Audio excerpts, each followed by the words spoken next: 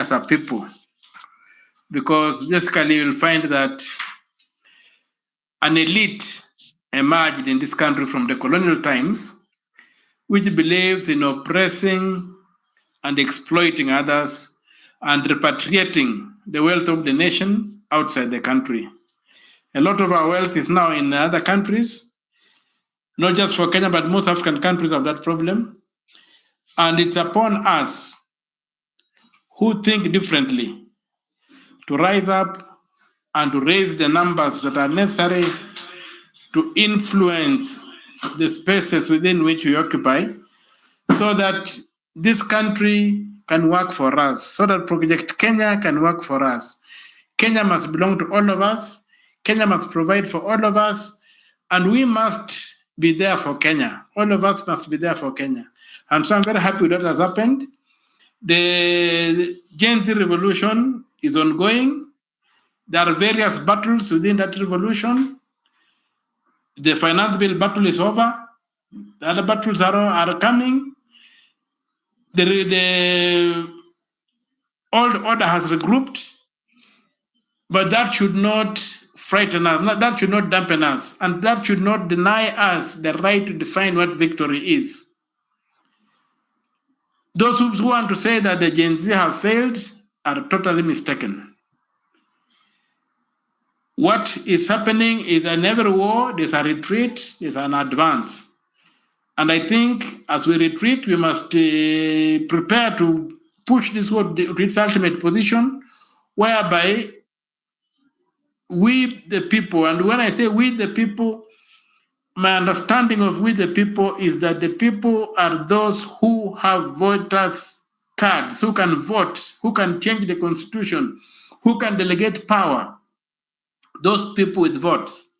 So we want to see as many Gen Z as possible get ID cards and register as voters so that they can crowd out those who think that this country should continue being mismanaged, that this country should not serve the people, it should have a small clique, and that this country should pander to the West or to other foreign powers and not be there for the people. So I'm most grateful, and I'm here with you to be led and to play whatever role I can play as an individual and as part of a team. There's nothing as important as being part of a team, and there's nothing as exciting in seeing yourself in a group where there are so many people who can lead, that you can step back and still the struggle goes on. So I'm most grateful, my brother Kasmuel, and let us keep the fire burning. Victory is on the horizon. We cannot drop the ball. Thank you, Senator. Maybe I would just love to ask, and I don't know about the other people, but I know about myself. It is very easy in this revolutionary journey to suffer inferiority complex, to think that there could be advancements you could be making that you're not making. As a person who's dedicated their entire adult life to the struggle, were there days when you felt defeated? Were there days when the people you were fighting for, you thought you were fighting alongside or fighting for?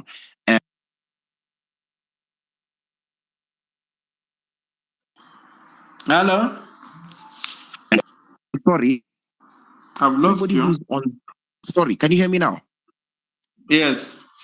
Yes, I think, because I'm very sure every young person on this space is looking to see what they can do, how they can navigate these feelings, because sometimes they're told that their fire is over. How did you navigate those difficult times? Because you've also borne the brunt of violence from the state. You've been beaten, you've been bribed, and you've stayed firm.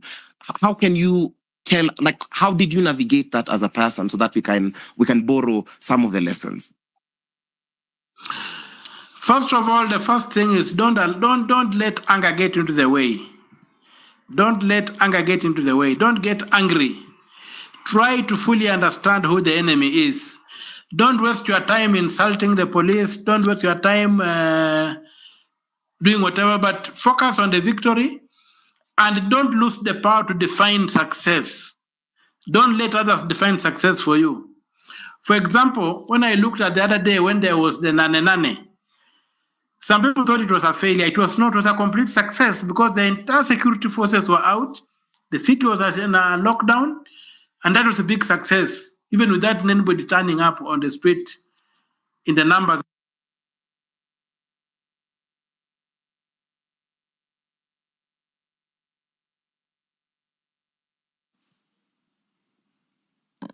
Cas, can you hear Senator?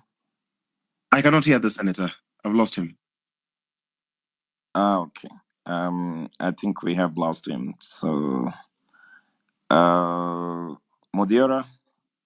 No, I think then we can proceed to. We can proceed to. If he comes back, I think if he comes back, will be Senator. No, he's I think back. He's actually unmuted. back on his handle. Yeah. Okay. Oh, okay. Okay. Go ahead, Senator.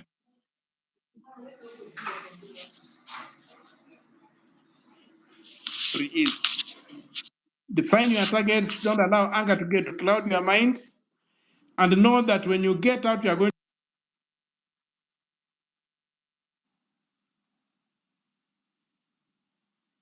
The fact that you are being fought is evidence you need.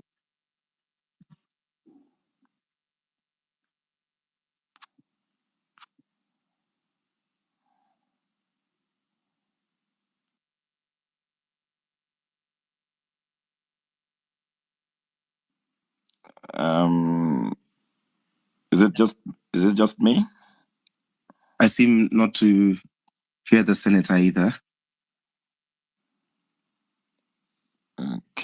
Okay. I think once he's back, we'll just let him answer that question. I wanted to hear from the senator because he, just like you, Buka, you guys, and even Professor Fred over there, you guys have devoted your lives to the struggle, and we as young people might feel as though this is a very unique problem. So, just to add on to that, Buka, how have you navigated the struggle? How have you navigated the low points of the struggle? Because there are the high points where everybody definitely agrees with what you're doing, but then there are also the low points of the struggle. In as few words as you can, how have you navigated that aspect of the struggle? I think the most important, comrades, is that we must never individualize the struggle. If you individualize the struggle, then it looks like you're fighting only for yourself. So that means basically your stress levels will be high. It basically means that your frustrations will be high. And also do not work alone, because this is not a superstar exercise. For example, I think the first time I met Cass in the street was when we were demonstrating against the police killings and unfair policies during the COVID period. And remember, it took us again another 3 years to again meet in the street. And that synergy has been there for us who were militants in the streets. But every time we go home, and think about our country and our homeland, the driving factor is that this revolutionary process needs internal inspiration that cannot be, because nobody is going to pay you. There is nobody who will even recognize your work of what you're doing. But I think the inner motivation is that if we fight for a better country, then all of us will be at a better place. So remember, we used to go to the street and find ourselves 2, 3 people. Then it went to 15. Then it went to 50. Then 100. And then now, just after the spark, which was the finance bill, we have 10 million people on the street, and the state is scared, like hell. So the idea is that the street protests are not picnics. We are going to face the organized violence of the state. It has to be clear for each and everybody that when you go to the streets, it's either you're going to be arrested, you're going to be brutalized, and if on the other side things go south, you can even be murdered in the street. But the biggest inspiration that keeps us all in the street is that at least at this moment, we have a chance to go to the street to express ourselves, because there are people who came before us that actually sacrificed their life to challenge the dictatorship at that time. Many people died during the fight for independence. Field Marshal Dedan Kimathi was hung by the neck until he died. So the inspiration is that each and every generation must be willing to pay a price to advance the cause of humanity. And it is not an individual struggle. It is not Buka's struggle. It's not Kasmuel's struggle. And there are days that when we are low, we just come together as a collective and say that the conditions in our country will improve for us to continue to advance the struggle for the total happiness of the people. So only two key points, Kasmuel, I would like to say. That one is that we must not individualize the struggle to think that we are only fighting for ourselves. We must make sure that the struggle is as collective as possible. And I like Senator Omtatah's attitude, especially every time we meet him. He always say, Buka, me this time I want to be led. He always come as with a lot of humbleness, even with younger comrades that have stepped forward.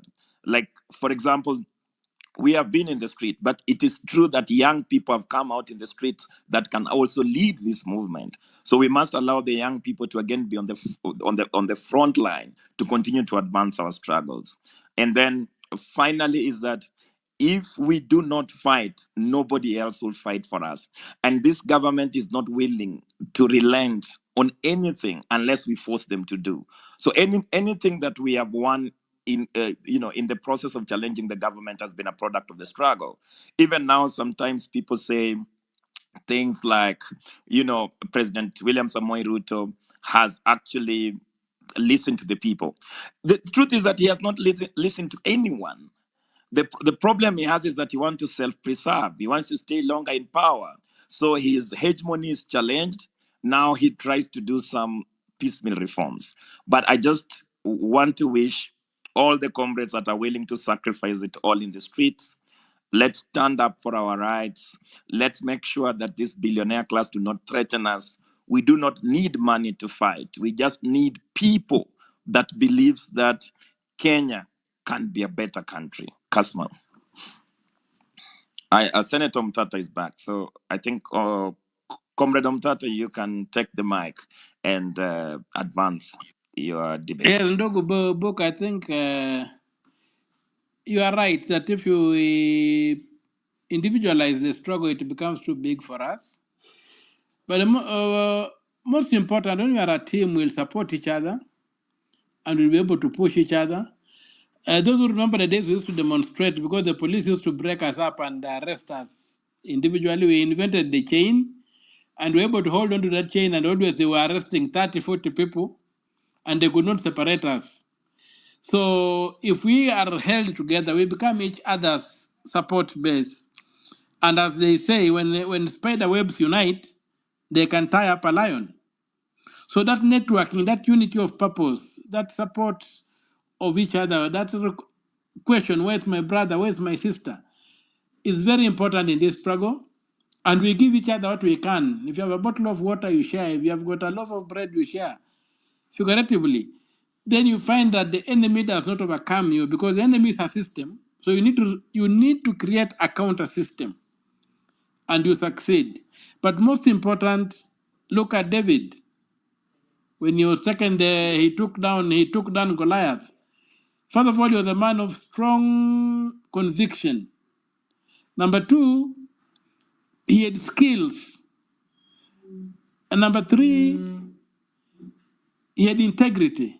So if we can have those three things going for us, and we look at what skills do we have within the movement, and we make use of those skills. If you are good in speech, you can be our spokesman.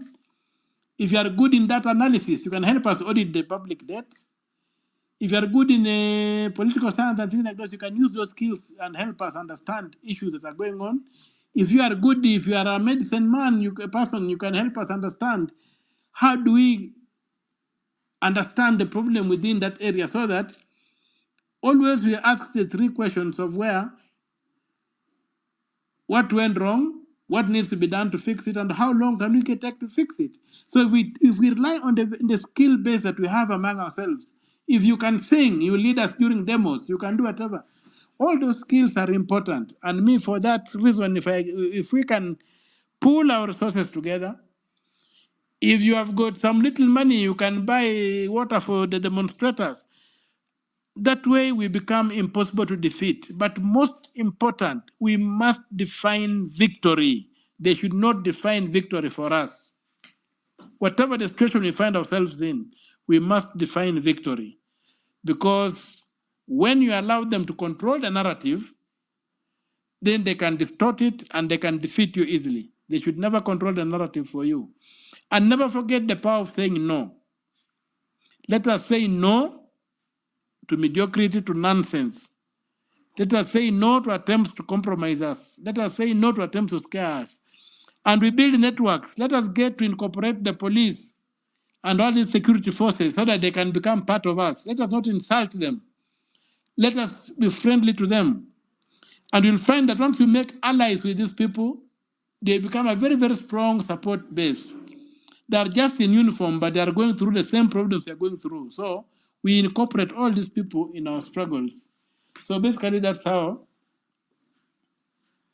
we do.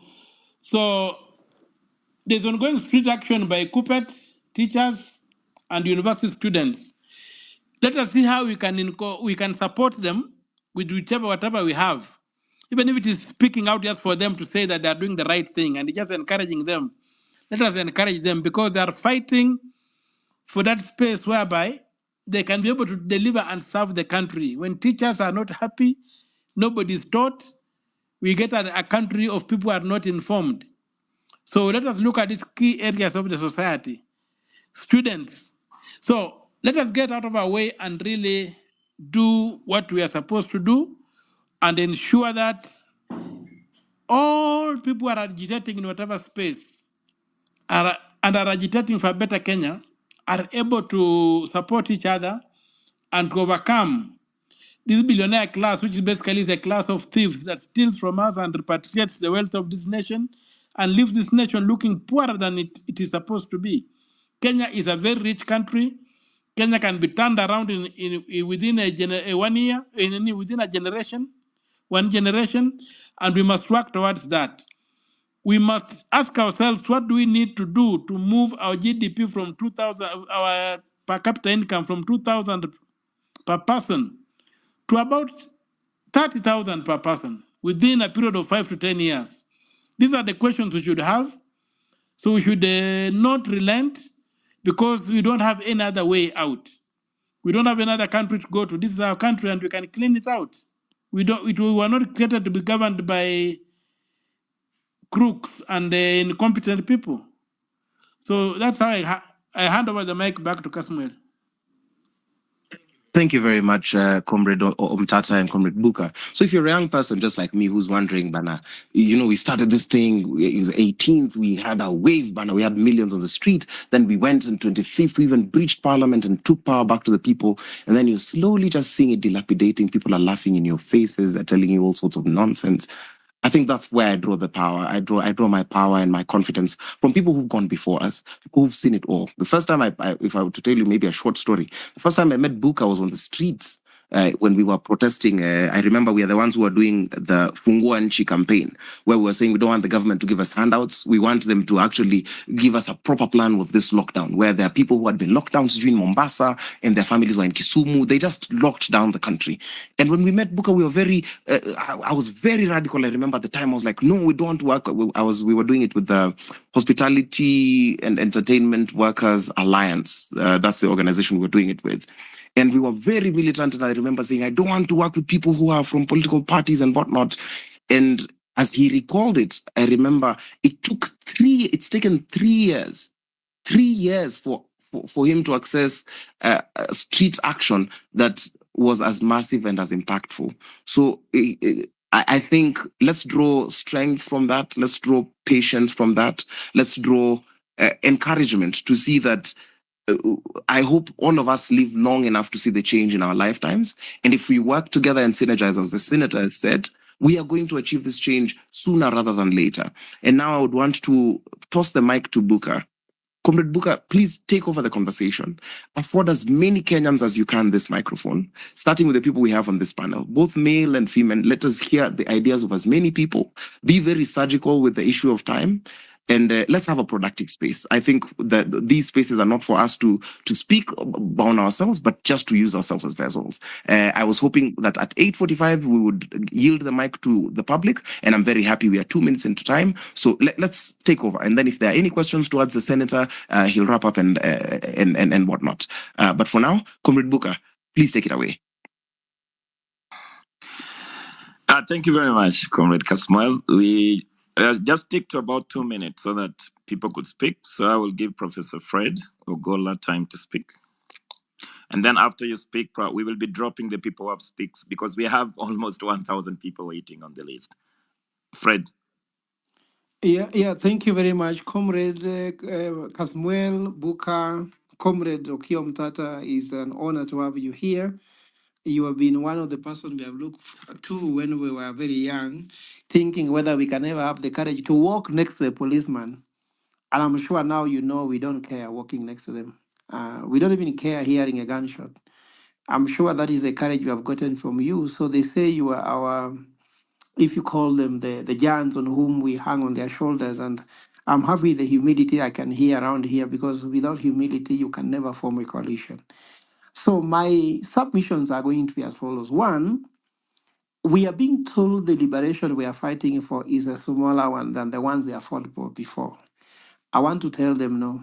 We are fighting a bigger liberation than that, because they are trying to say they have already won the battle of the first liberation of independence through Mau Mau, the second one about the reforms we have that we can speak and have space. But here we are speaking with people who are worse than the colonial masters, I think. So let us not think that we are fighting a smaller battle than the ones who have been fought before. I'm sure the ones like in Raila Odinga fought was much easier, even was more beneficial than the one we are fighting for is a real sacrifice. So let us not think we are fighting a smaller battle. In fact, they want to define the narrative for us, and I'm happy with what has been said by the seniors like Buka and even Okiya Omtatah and Kasmuel, that let them not define our success.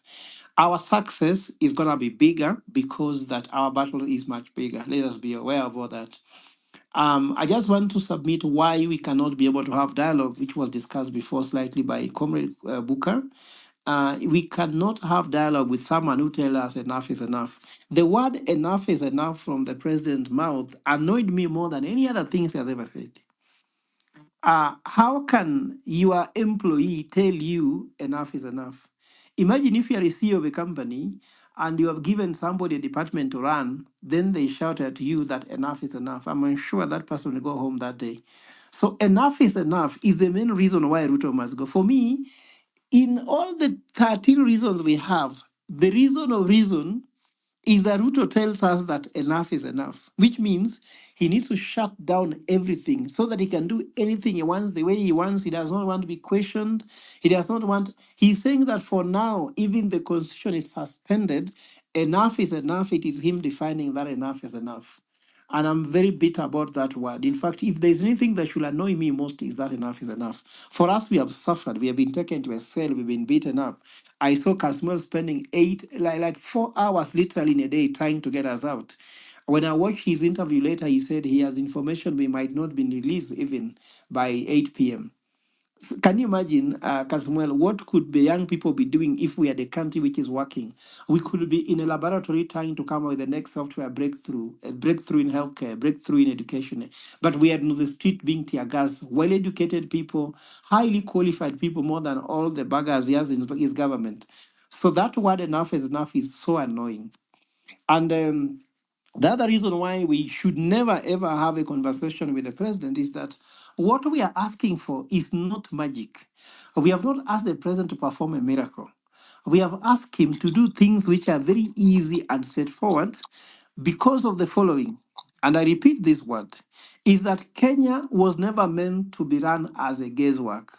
because we are putting him to task. We have a constitution which has outlaid everything the way it should be done, how you should appoint the inspector of police, how you should appoint your cabinet, how you should run your government, how you should pass a budget, how you should spend money, what are the integrity issues. The constitution, the laws of Kenya, the policies of government are manuals on how to run this country. They are as clear as it is. The issue of youth unemployment is defined there. Everything there is Vision 2030. It's as if he does not read them. He just says enough is enough. So we should not have dialogue on how to run the country according to the constitution. So there is no need of dialogue. Let him just go and look at the manual for running Kenya. It's been written by the fathers of the constitution, the fathers of Kenya. So we should not have anything. Corruption is tackled. Service delivery is tackled. The economic challenges that we have are well tackled there. And then the second last point I want to bring across is that for us to be able to bring Ruto down, we must be more united, more organized than them. Even to win an election in a ballot, we shall be running a quasi-government which will be more effective than the government. So, comrades on this platform, you should know that our task is much bigger. Anytime you are given a task to perform, if you perform weaker or less effective than William Ruto's ways of doing things, you should know we are going to be defeated. Kasmuel, our spokesperson, if we ever speak worse than Mwaura of State House, we are going to lose. Kasmuel should be given more information. I'm sure he's doing so well, so passionately. I'm sure people may like to listen to Kasmuel more than Mwaura. That means we have a better spokesperson. So any position we shall get in this so-called government in waiting, if you get a position, you must shine brighter than the person government, because to win this election, we shall shine better. Raila Odinga looked second class to William Ruto. That's why he lost the election. In everything, whether it's a campaign, whether it's spending money, whether on communication, whether on manifesto, whether on just team management, everything he performed second to William Ruto. That's why he lost the election. So if we want to win this election, we must arming ourselves with the instruments of power, Prof. which is ID, and the rest we should do much better. The last point I wanted to bring across is the issue of unity. I think that there should be the first point of unity is to agree on our common, let's say, document like it's about root to people's evolution, agree on reasons why we are agitating for what we are agitating for, and then, of course, moving on to how we can set up this government in waiting. Agreeing on those documents will be very key. Mine is to say again, thank you very much for the chance to even have ever speak to you. I know we have gone through this battle in longer time, and I'm happy that we are having a team of people who reason together. Let's work together. I can tell you that our win is in the horizons, and let's keep being united because that's what we are here for. Thank you. Okay, thanks very much, Prof. I can see some comments on the people asking, what do we think about the offensive that just happened in Nyanza, where there was a tribal mobilization to actually defeat our movement? But maybe as the speakers come back, you can also try to address the issues that are being commented on the chat. So I will give Farah. I can see his hand is up. Farah, please. Thank you. Am I audible? Yes. Okay, thank you. My name is Farah Omar. I'm from Kajiado. On the tribal thing you just mentioned about the comment, that's one of the main reasons I really personally want Baba to lose the AU seat, because the fallacy that they're creating the tribal blocks now in the Nyanza region and the Rift Valley will come down crumbling once this man loses, because Baba will not sit out and watch other people share the government. Anyways, I wanted to bring a religious perspective on all of this, because you people call him Zakayo, I call him Pharaoh, because the storyline and everything is almost identical and it's almost the same. Remember, Moses saw the burning bush alone. He was with his family, yes, but he saw it alone. And when he got there, he was told, فَخْلَعْنَ عَلَيْكَ إِنَّكَ بِالْوَادِ الْمُقَدَّسِ طُوَى. Remove thy shoes, for you stand on the sacred valley of Quwa. He embarked on this journey alone, but he, through the sacrifice and having his brother Aaron ended up freeing the children of Israel. We have been, the president, one thing that Fred said is, the president said enough is enough. And you go back to the same story of Moses and Pharaoh. When Moses showed him his signs, Pharaoh told him that this was nothing other than sorcery. And he would not accord him an audience because he was scared that he was either going to change their religion or cause corruption on the earth. Same as we were asking for accountability, yet we were the ones who were called the anarchists. The same people who are oppressing their tribes and now oppressing the nation at large, how are they not anarchists? Make it make sense. We need to keep building bridges with the other thing is we need to build bridges with the police, honestly, because these people are suffering through the same problems we have. They don't live in a different Kenya. Bread si shilingi 50 ama shilingi 20 kwao, it's the same prices for them, and they're earning much lower than us.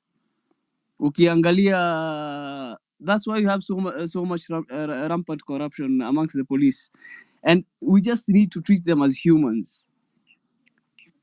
When Moses was told, "Idhhab ila Fir'auna innahu taqa," go and face Pharaoh for he has exceeded in transgression, he was also told, "Faqula lahu qawlan layyinan la'allahu yatadhakkaru aw yakhsha." Speak to him kindly so that he might his heart might either turn or he might fear us.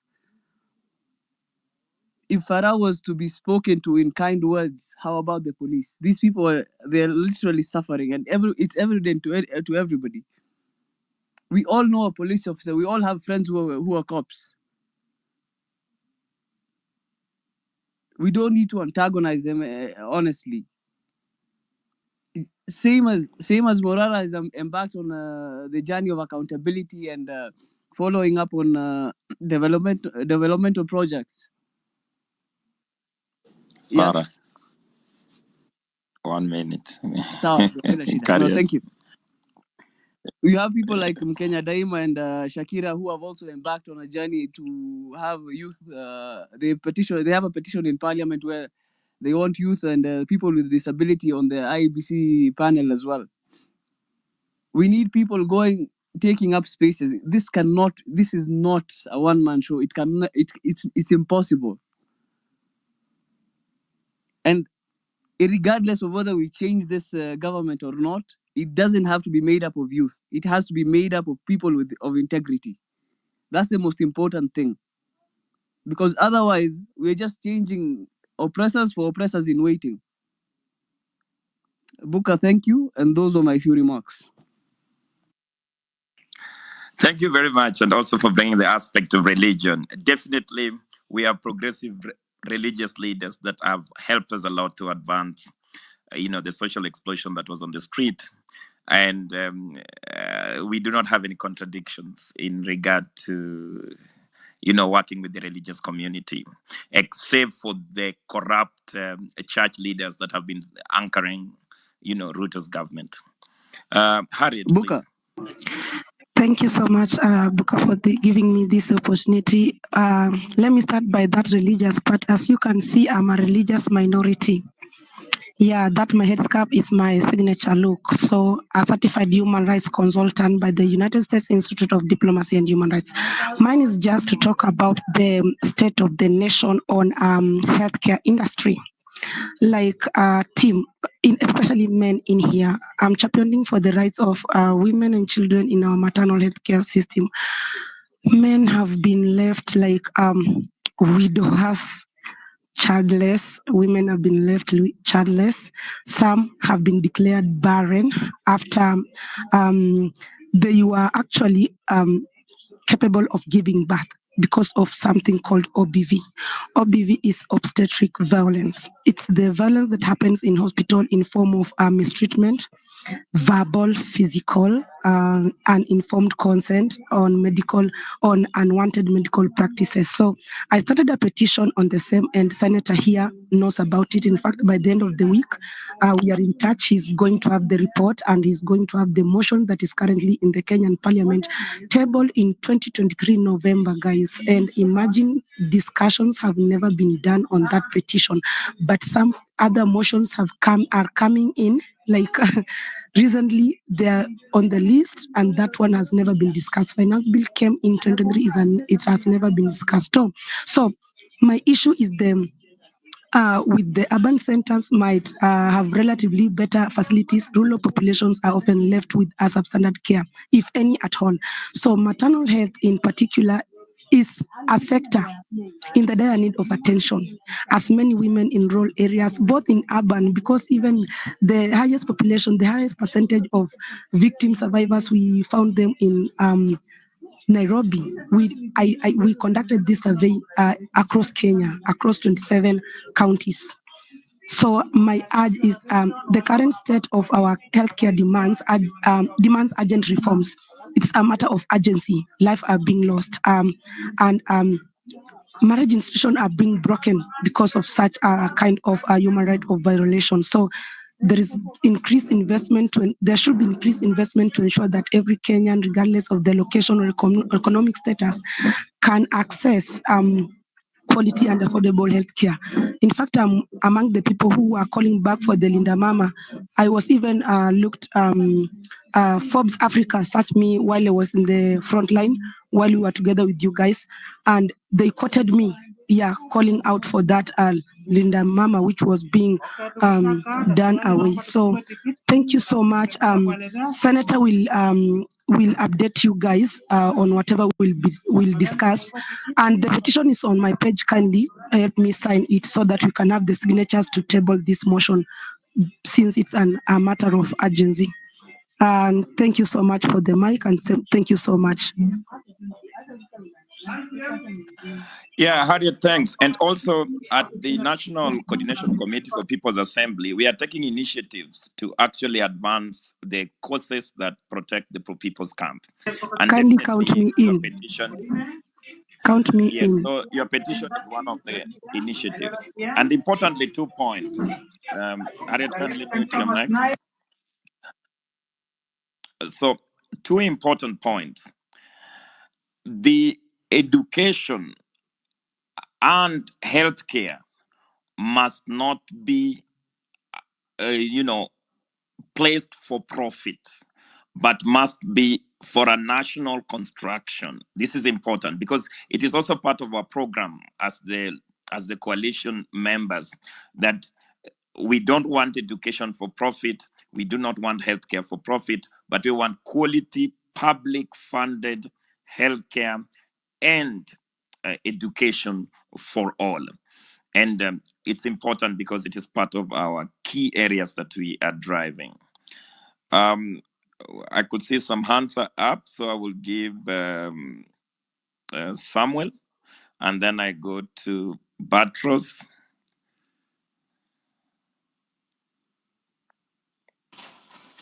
Yes, Sam. Yes, thank you very much for the opportunity. First is to remember the youth who lost their life during the demonstration, and also thank Samuel for holding this forum. I'm speaking from the diaspora. One of the things that I would like to talk about the state of the nation, we know that we already know how the nation is like a crime scene. So I think most of the things we should be discussing on the space is how we shall do so that we get good governance. And one of it is, I think has been answered, that we have now a national forum. So we need a national forum that will bring together all these people together who have been advocating for good governance. And in that national forum, it should reach out to all the groups that the current government is reaching to. We should know which religious leaders to work with, or unions. We need to talk with the university and college students at that level. So we want to see those kind of things so that we don't have these kind of divisions. We see, like, sometimes we look in the social media and it's like some of the activists are fighting for space. who is more and more popular. Second is, so far we are doing very good in talking to the youth and the learned people, but there's a very big group of people that has been left, and if we don't take care of it, then we'll still go back again to the old regime. And those are our parents. Personally, I've tried to talk with my parents and some few people who are old. I don't know, we call it the old generation, and there's a big disconnect between them and us. So what strategies do we have to speak with them? And personally, I would propose that as much as Kasmuel is communicating to us and Kina Morara, then we also need another wing of people like Okiya Omtatah and people of character like the former I can't hear the Sam. Yeah. Prof, we are on, actually. I think it's the problem with your mic. Just check. Yes, carry on, Sam. And come back. Okay. So my point is, what strategy do we have in place to communicate with the likes of our parents who may not understand this kind of the narrative they are used to the old narrative, which we saw is working very well for the likes of Ruto, the tribal and whatever.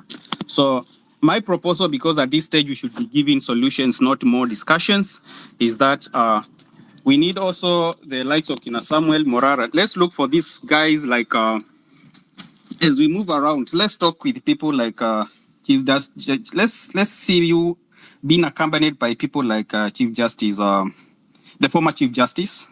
Actually, all of them, Mr. Mutunga and Maranga. Those are people we really respect.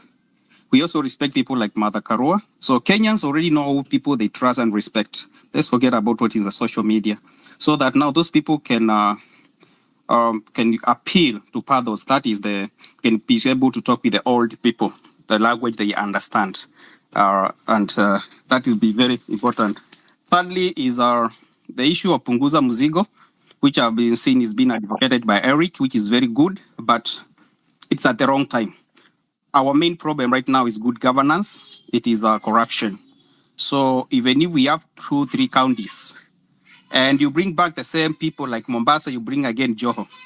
So instead of the 1 billion getting stolen now, they'll be stealing like 5-10 billion. So it's a good thing, initiative we really support, but let's advise those people that is the wrong time. Let's first fix the governance first, which is to get a good regime. Then lastly is let's agree that we have made a progress. The likes of Kina Raila Odinga and the activists, they have done their part. I respect them. I will always respect them. Let's avoid antagonizing them. Let's avoid talking negative things about them. But let's all know that their time has come up. They have done their best. We need a new caliber of leaders. But I want to urge the likes of Kina Kasmuel and all those who are talking, let's avoid mentioning their names. Our main focus is Ruto.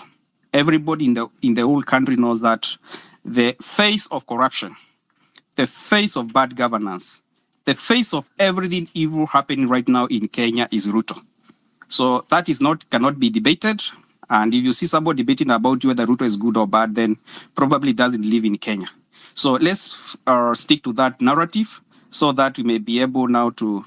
this kind of space we enjoy right now, we might be... If it was not for the likes of Kina Raila and the Orengos who did their sacrifice during the 90s and Kina Willy Mutungas and Migunas, we might not even be having this kind of forum right now we are discussing. So they did their part. So let's understand and give them credit where they are. I have supported Raila and the rest since 2007, but right now, if he runs again, I cannot vote for him. So it was a good that he joined the government, and now it is a government versus the common mwananchi. So my humble request for those who are communicating, please make sure you have people called and advising you on what to communicate in the social media. Let's mentor these young people like Natarus, what they write on the social media right now, because right now we are mentoring leaders. They need to know that there's a difference of what we are talking before and what they are saying. So thank you so much, and God bless you all. Thank you. Buka, can you allow me to come in a bit? Barack, I'm giving you the mic. Just hold on. Please. Okay, Yeah, apologies. Yeah, just hold on. We'll have one person speak, then I give you because I'd already given the other person. But on the other point that Sam was saying was that how do we reach the old people? Now, the documents that we have published, it's important that we translate those documents also in our local languages and use those documents for political education. So if you can volunteer to help us translate some of those documents in local languages to help us educate our parents and to politicize every space, I think that will be really good. And thanks for that good point, Sam. And then also another point that is important for us to make, that Booker is only a comrade as long as he's not auctioning the gains of the movement. Tomorrow, if I start to negotiate with the same people that are in power, then definitely I am not your comrade. So the people who fought before us, we must try as much as possible to hold them responsible, because you cannot say you fought for freedom and then you are cutting deals on the bodies of the poor working class people that have been killed by this state. So it's important to respect people, but also it is important to hold them accountable. Let me not go that much. Let me just give, so we will have Batros to speak, and then we go to Baraka, and then Cisco. Yes, thank you, Buka. Okay, on the state of the nation, currently Kenya is in the wrong direction, but I'm very happy this movement is, at least we are forming a structure. You know, when we have a structure, we can go really far. So there are two things I want to measure on. One is health. You know, health is a very sensitive matter in the whole world, but in Kenya, it is like we are joking on it, especially at the county level. For example, my county, that is Migori County. You go there, you cannot find even the simple drugs, the painkiller drug. You cannot find it anywhere in the hospital. And yet the governor is busy building the headquarters, the county headquarters. So that is not a priority. The priority is the medicine and the drugs in the hospital. So health matter, we are still doing very bad. Matters education. Education, like the university, I think education should just be free. So when the student leaders, the current student leaders are going on street, I think we should not lose this opportunity. Let us join them and let us come out in large numbers and help them fight for their future. And another thing, you know, when we started, people were very steadfast. But as we go with the movement, it's like some people are getting out of the way. Some people are betraying us. You know, betrayal is also killing us. Some people are the most noisy ones. The political class bribe them and they betray the cause. So as we move forward, the elements of betrayal should be dealt with. We should not give them a chance. We should punish them. The betrayers, we know them. We'll just call names and we ashame them publicly. You know, okay, like we cannot fight the government, but we can only question because we don't have power. We don't have the guards. They have the guards. They have the police officers. So let us question them, the accountability, transparency in everything. In fact, from all the levels of government, we start with the county, then up to the national government, because democracy cannot flourish amid fear. Let us not be fearful. Let us come eyeball to eyeball. We tell them without mincing our words. Liberty cannot bloom amid hate. We should not hate each other. If it is Kasmuel is struggling on the street, so Kasmuel is. We are the same person who is hating Kasmuel for doing whatever he's doing. Let us not do it because we are not. After all, when we win, we win as a team. So hate. Let us love each other because we are for the one goal. Another one, justice cannot take root amid rage. Let us, in case the other time a prof was beaten up and locked up, so we should know whenever such issues happen, let us go and if it is Kiabu, we go there, all of us, you know, they will fear us and we demand for immediate release of our comrades.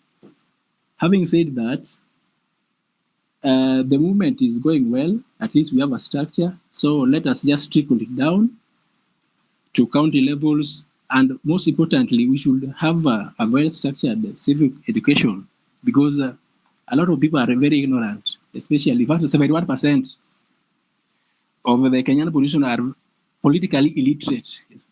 Last time when the 4-day tour in Nyanza region, I saw people, in fact, my MP was using the school bus, imagine, to go and source people as far as from the border of Kenya and Tanzania to come and cheer him up. Those are the things we should not be taking. Those are the things we go to public, we tell them out.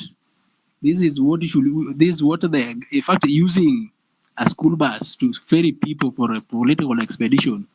Those are the things we should also come out and condemn. Another thing, right now is like. Hello. But 1 minute, carry on. 1 minute, carry on.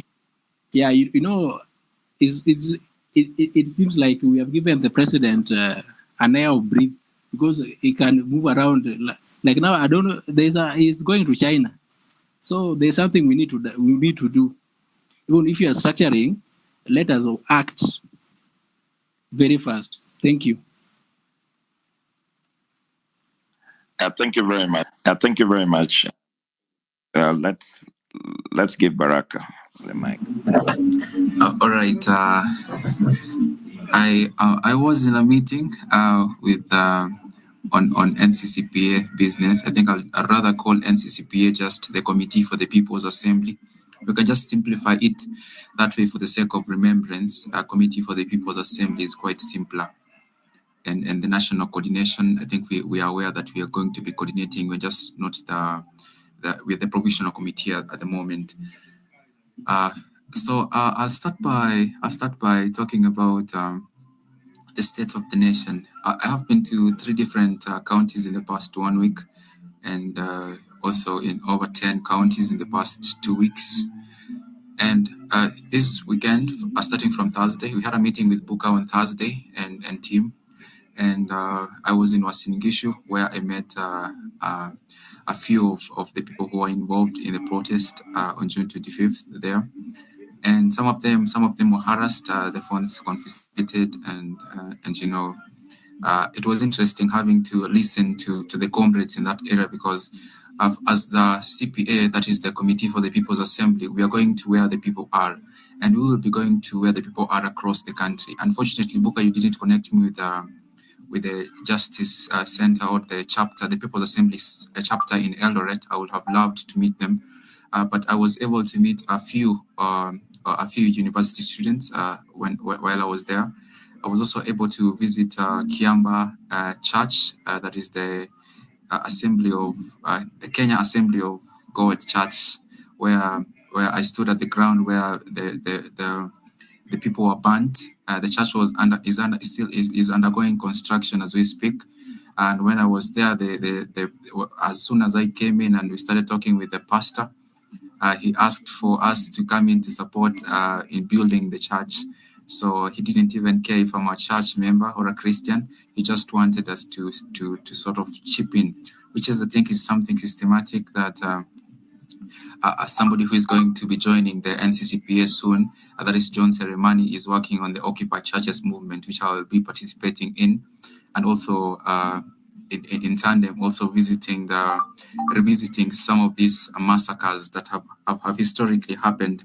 We want to document this history for ourselves and for our parents, to bring them back, because we are not our parents and we will not forget. It is important that we do not forget. I'll go to the next point I will make. We talk about the work that NCCPA is doing, the Committee for the People's Assembly, and it is wonderful. I'm just 3 days old in the committee, but I believe that going forward we have to start forming a system of funding for ourselves, because you've talked about translating and getting to our parents. And I was having a discussion with Mkenya Daima yesterday, that is Saturday night, yes.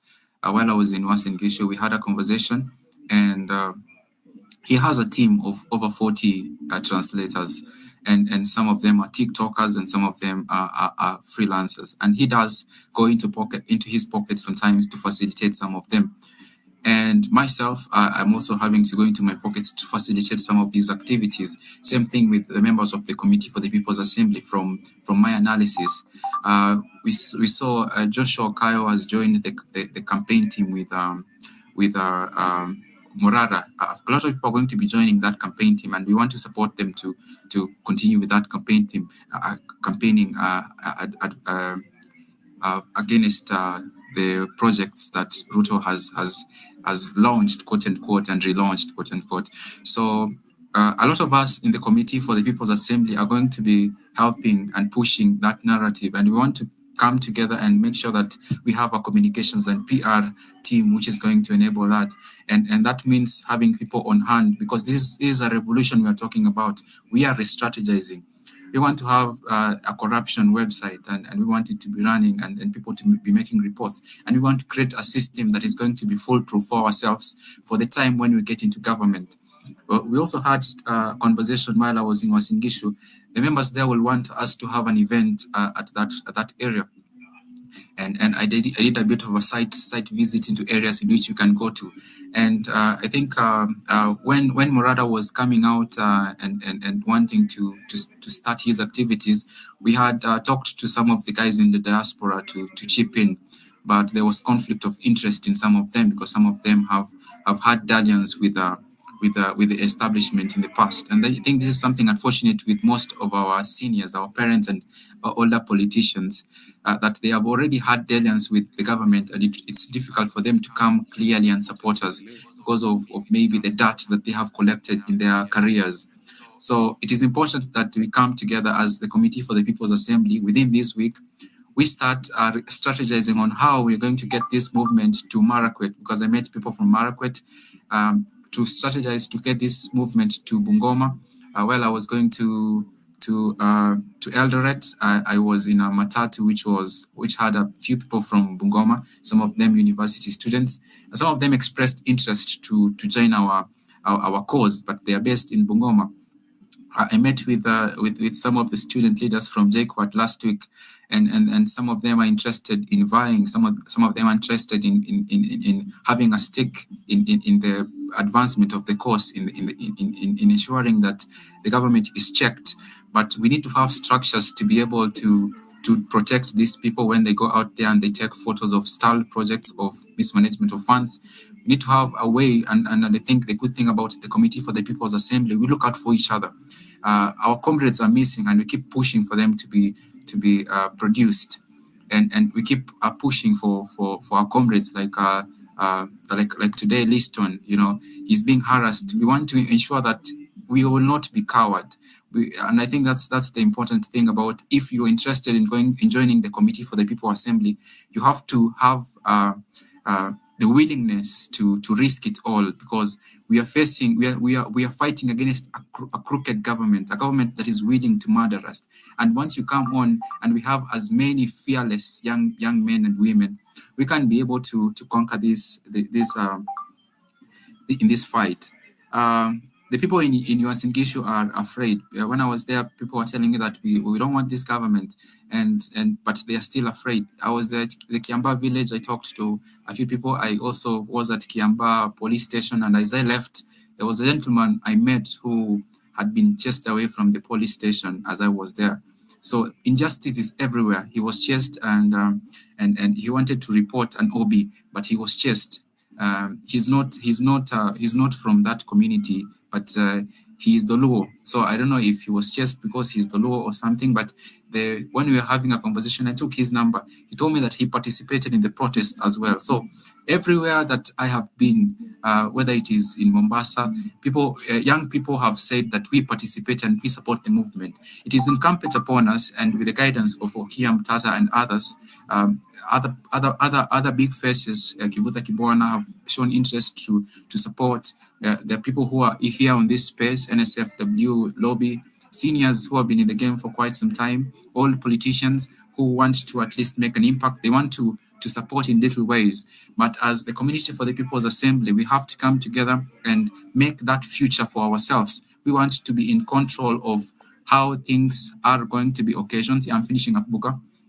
How things are going to be finishing up, and ensuring that that we have a structure that is going to outlive even the few of us, a structure that is going to ensure that these crooks and these thieves and these murderers go to jail. And that's something that we need to sit down, work around, and make sure that we have the structure across the country. Thank you. I'll be happy to hear more from the rest of the speakers. Thank you very much, Comrade Baraka, and for your work in Eldoret. That was super. Thank you. And we know we'll get more people to volunteer to do this hard work. Sesko, please. So, hi guys, come on, Iskia, just give me 100. I want to know if you can hear me. So, mine, I don't want to rant here. Okay. I don't want to rant. I'm a Gen Z. We have been in this movement from the start up to now. So, I think I'm just going to touch on something very small here. On how we are going to educate our parents about this thing. Because I'm 100% sure all people are not getting into space to hear whatever we are speaking right now. Very few of them even have those Twitter on their phone or my head. So, I mean, we should utilize familiar communication channels to talk to our parents and to talk to our folks. Our methods sometimes are not comfortable on them. We are supposed to be using comfortable methods. Papers, community meetings, such. Ndio wazazi wetu wajue, because so discouraging that we are, and then we have a group of people who are not in this. Akina Kasmuel wakipigana huko, some of our parents think ni two jokes that come because they have seen it all. They have seen how people are getting tortured and stuff. So hawataki hii story endelee.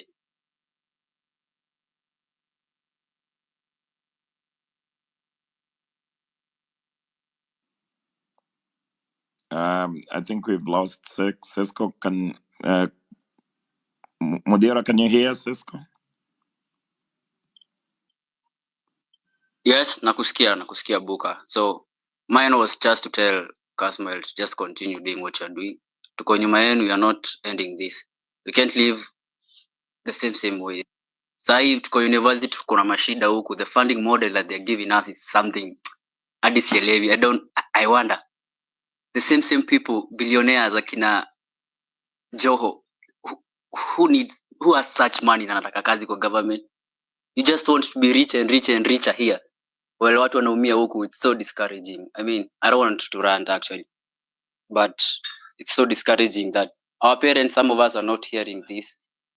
So, unaweza chukua mic, Buka. Just speak the mic. Thank you, comrade. And of course, we are in solidarity with the tomorrow strike with the university students. So don't you worry. Kasmuel will be there. Don't you worry. I will. I think now we'll go to Angelo. Good evening, everyone. Thank you so much, Buka and Kasmuel for hosting. Today a little bit of injection on the state of the nation.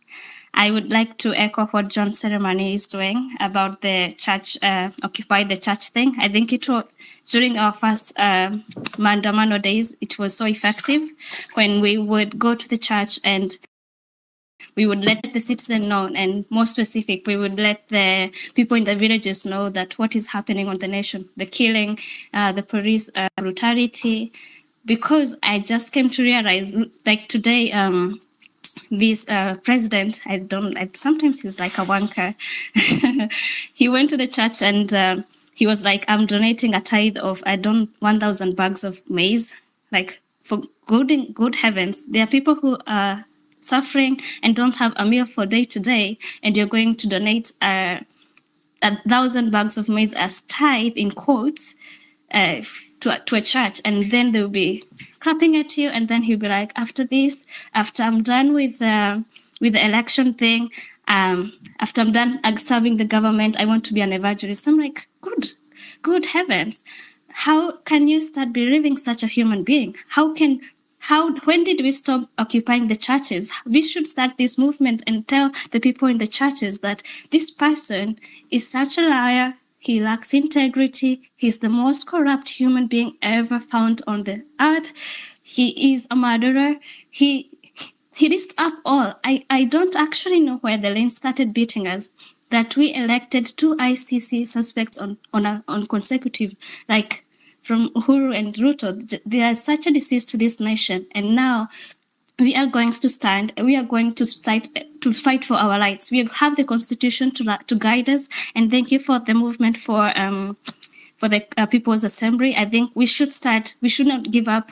I mean, we might be like a small community, but we are big in numbers. We are a lot of us. We would also like to join the People's Assembly and inject and, go to the villages, go to the church, occupy the church, because that's where the whole corruption is. Because if you go to some churches, you're like, how is this even happening? Like, people are paying tithes, people are selling their stuff for the church. Because I came to realize also people in church are in need of hope. And what Ruto is selling, he is selling hope. He is saying, nitatenga, nitafanya, nita wherever. He is selling hope. That's what people go to church to do. People go to church because they are full of problems. They want, what is God telling me today? I want hope for tomorrow. Pastor, that word was so good. It gave me hope.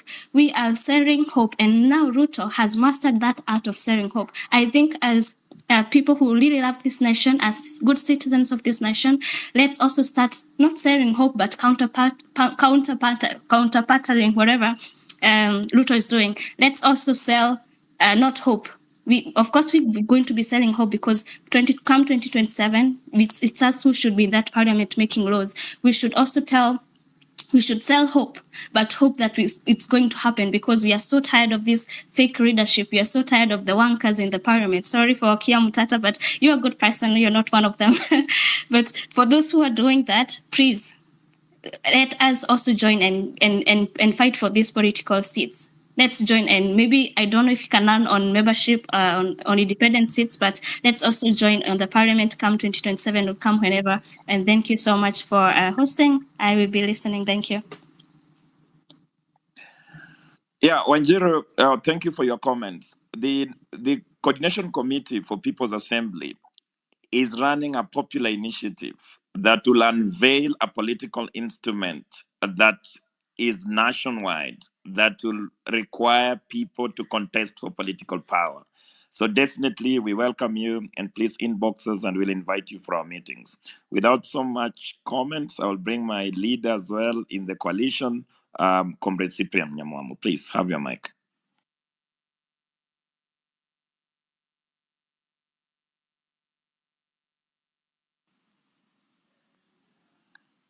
Cyprian, are you there? Okay. So then I will give Kinyanjui, then come back later. Kinyanjui, please. Yes. Hi everyone. Can you hear me? Yes, we can hear you. Yes. I'm Carrington Kinyanjui. I'm a student, and I'm also a volunteer for Africans Rising.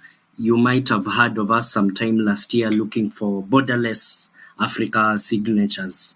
We are still pushing for that, so please go to our website and sign up for a Borderless and Free Movement Africa. It will help us. I would like to really stress this point of the possibilities of action. We have been taking actions against specific policies and decisions by the government of Kenya and President William Ruto, but we can also do sort of positive, protests are positive, but what I mean, we can also do basically not really constructive, but you know what I'm saying. I'm talking about things that will look like building to the community. Let me give an example. It's easier this way.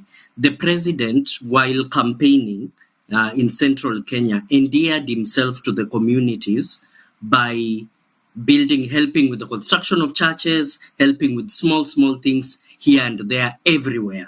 in the central region of the country. I think we can do the same. I think we can be constructive here. We can set up an M-Pesa with common. We can sit down, form an M-Pesa. I'm asking the committee to do this. Form an M-Pesa where people can come together and solve small problems, material problems that Kenyans have.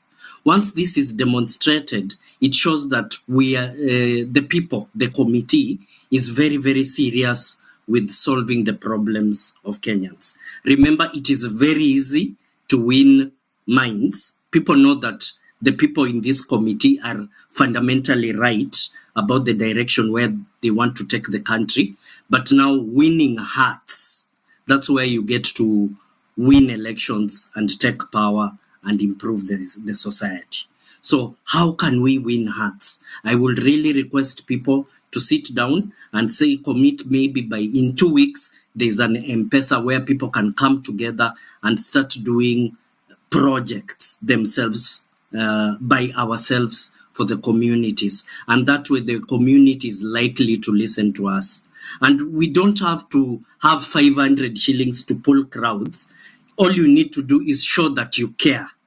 There's literally a stall here. There's literally more medicine in that local pharmacy because of the actions of the committee. I think this will be very impactful. Second, I would like to talk, just as I conclude, about branding. Branding is extremely important. Having a symbol, having a logo, having something that can identify a message, a simple message that can propagate itself throughout the country quite clearly in English and Swahili is also very, very important to show structure, to show order. One of the things that Gen X Kenyans, our parents, are worried about is what they perceive as the orderlessness of the movement. So showing order, showing a direction through branding could also be very helpful. Otherwise, thank you very much. You people have inspired us, and we will keep on supporting you. Asante sana. Yeah, Kinyanjui, just before you go, I just wanted to let you know that... comrades, could I make my contribution because I have patchy internet where I am? Kiama, just hold on a second. I'm going to give you the mic. Just hold on. Two things I wanted to say to Comrade Kinyanjui. One is that Africa Rising has been invited to the coalition, the committee, and I've talked to your comrade generally about it. So you people need to make a decision, but we welcome you. Mwalimu Mutemi wa Kiama. Sorry. Yeah, just hold on, comrades. And then Kinyanjui, also the second comment I wanted to make is that... Can I go ahead? Kiama, just hold on a second. I'm going to give you a mic. I will. You will speak just after Cyprian. Just hold on, comrade. The second thing that I wanted to make, Kinyanjui, is on the branding. We want it to be a consultative process. So once we agree on the popular initiative, the name of the popular initiative, then we are going to start massive branding around it. So that's not a problem. And also in regard to the resource mobilizations. Thank you very much. I can see Mwalimu Mutemi wa Kiama is here. He will talk more about Africans Rising. He's our senior in the movement here in Kenya. But thank you very much, Asante. Sure, thanks. So Cyprian, you can have the mic, and then Mutemi.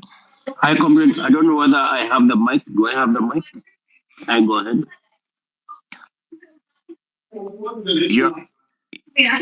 Cyprian, are you here? Do I have the mic? Yama, you are.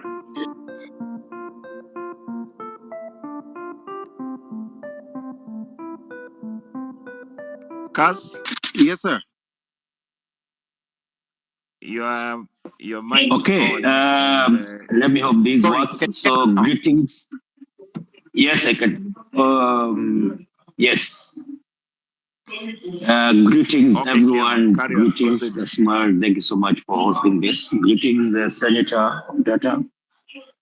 Greetings to all the Kenyans on this space. Professor Pradogola, CJ Emeritus Mutunga,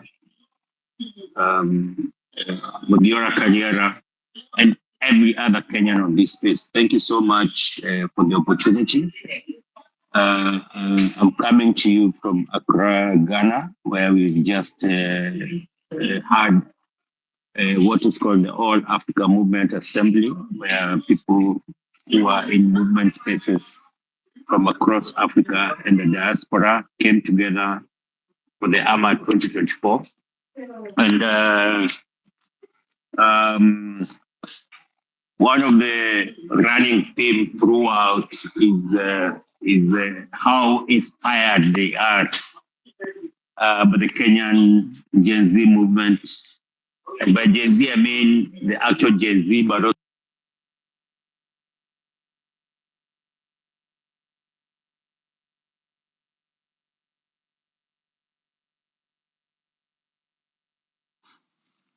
can we all listen to Kiama? Kas, are you able to? I beg your pardon, my comrade. I can't quite hear you clearly. I'm just asking. as represented. No, I think Kiama is back. Others right Okay, now, just where bring him I back. can see If not, you, we could just drop him but and you come can't back. mention everybody. And we'll just give him What the I mic. love Go ahead, about this Kiama, space so that we see if we can. and what I want to speak about, because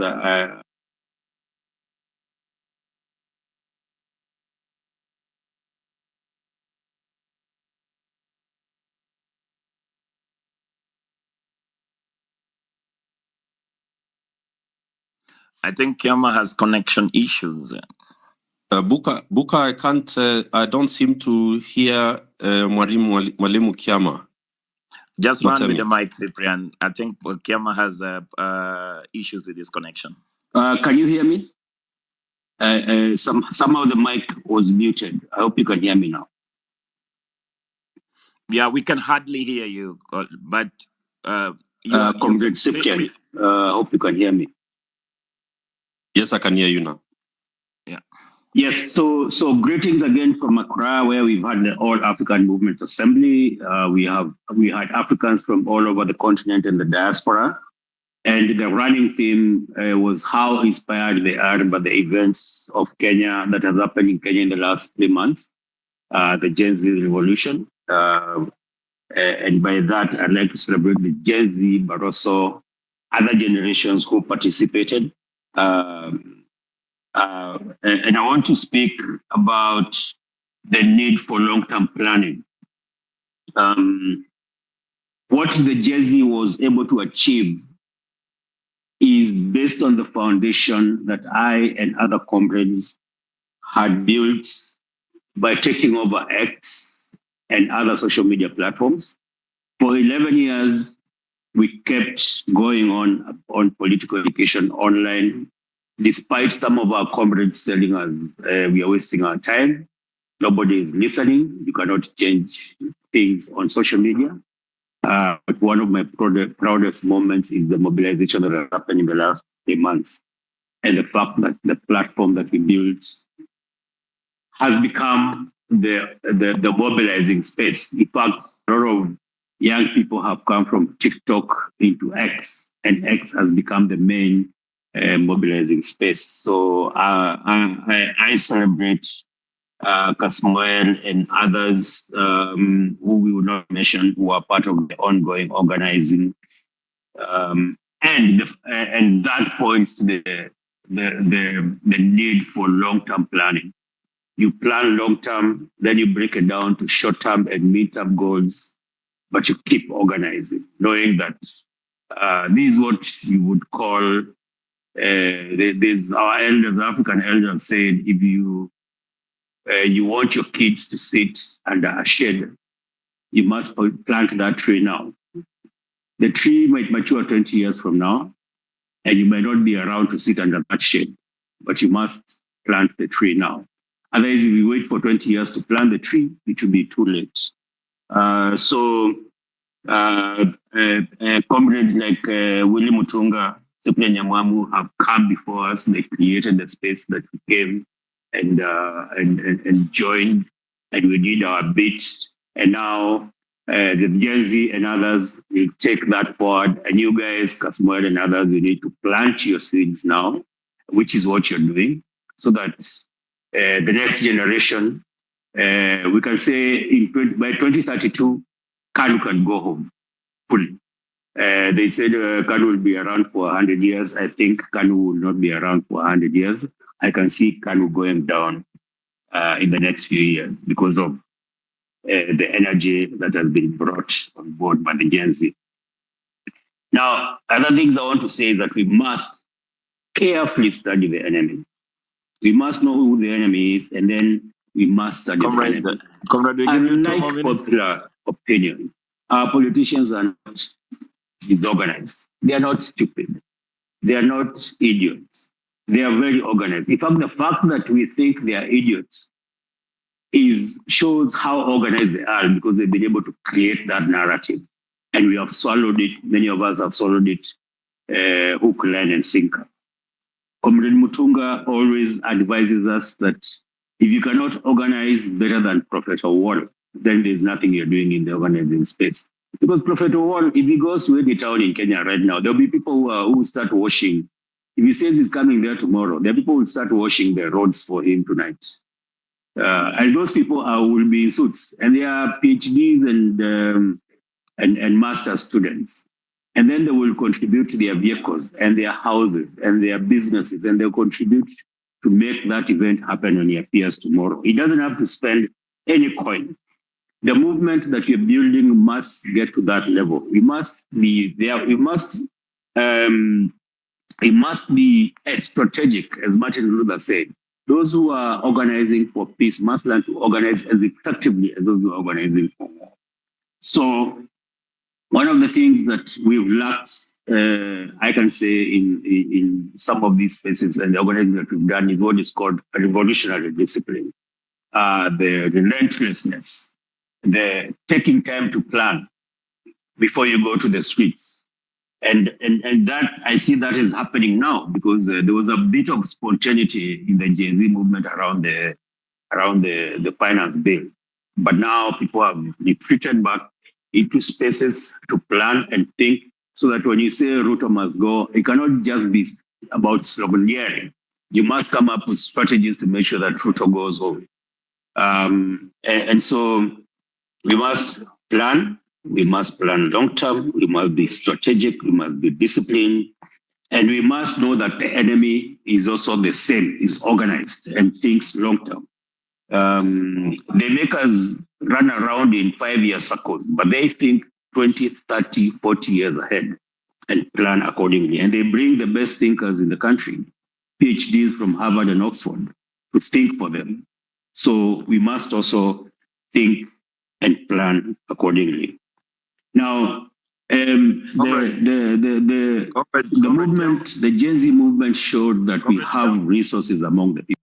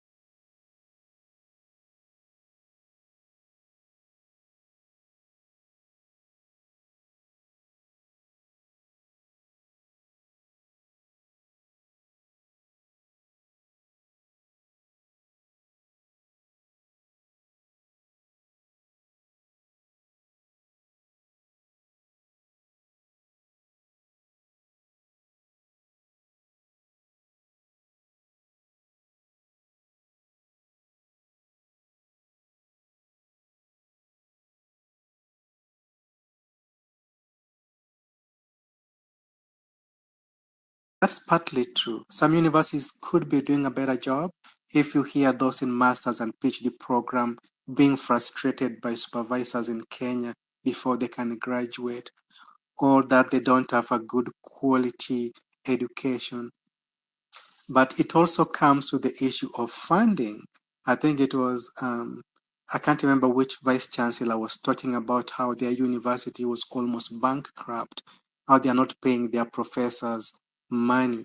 So when people are not motivated to work, then all this comes back to affect the student. And there's no simple solution to that, except when people sit down and say, we have a problem here, let's find a solution. That might be helpful. Okay, I'll stop here because there's so many hands up. If anybody's looking for information regarding education in Canada, or you have a question, just email me or send me a message. I don't charge you any money. I'll just share ideas and my thoughts. They may be useful, they may not be useful. But thank you, everybody who organized this and everybody who spent their time to discuss with us, and for giving me a hearing. That's very humble of you, Professor James Solo. Thank you very much for your presence, and I have listened attentively. I know Hillary has, of course. Let us Kenya. go to Hillary. Kenya, Are you speaking? Kenya, this is Ndolo. Just to add on what Professor... No, I'm not speaking. Just to add on what Professor Olo was saying... People want to speak, and let them give their last submission. Just a second or so. Just to add on what Professor Olo is saying is this. In the Kenyan past... lady, can you hear me? In the past... Yeah, just go ahead, give I can hear you very well. Engineer Ndolo is speaking at the moment. Yeah, I'm just taking a minute, not more than that. All right, in the those past, are your when Professor Engineer? Law says that in the past we were able to have a situation whereby somebody coming from Mandera with a C+ was given a chance to do even medicine or engineering, it's true. It was also true to the point that if you're coming from any private school, you could have scored an A, but you could not get those those highly, or rather, courses on demand, like engineering, medicine, even law. There were some quotas that you were supposed to either to have received. They were only looking at the government students first, and then they come to those who went to private school. So it gave, I went to a public school from all through, but I know of my cousins who went to private school in primary level, and then because they wanted to join university with good grades, or even go and do better in government school and get good degree programs. They were going from private primary school to public private primary school in boarding, and then once they perform there, they can be able to I get. thought you wanted to pose a question to. Yeah, it wasn't a question. It was just an addition to the comment of what Professor had said. All right, that because we're closing in the past the 8 programs were minutes. better. Yeah. Okay. Are you done? Sure, I'm done. Okay, thank you very much. I've listened to you. We should focus indeed on public schools and funding, or putting amenities, increasing the amenities in public schools as opposed to private schools, and doing away with the huge, humongous number of private schools, subsidizing education in public schools. That is the solution, if you ask me. Jerry, hi. Jerry?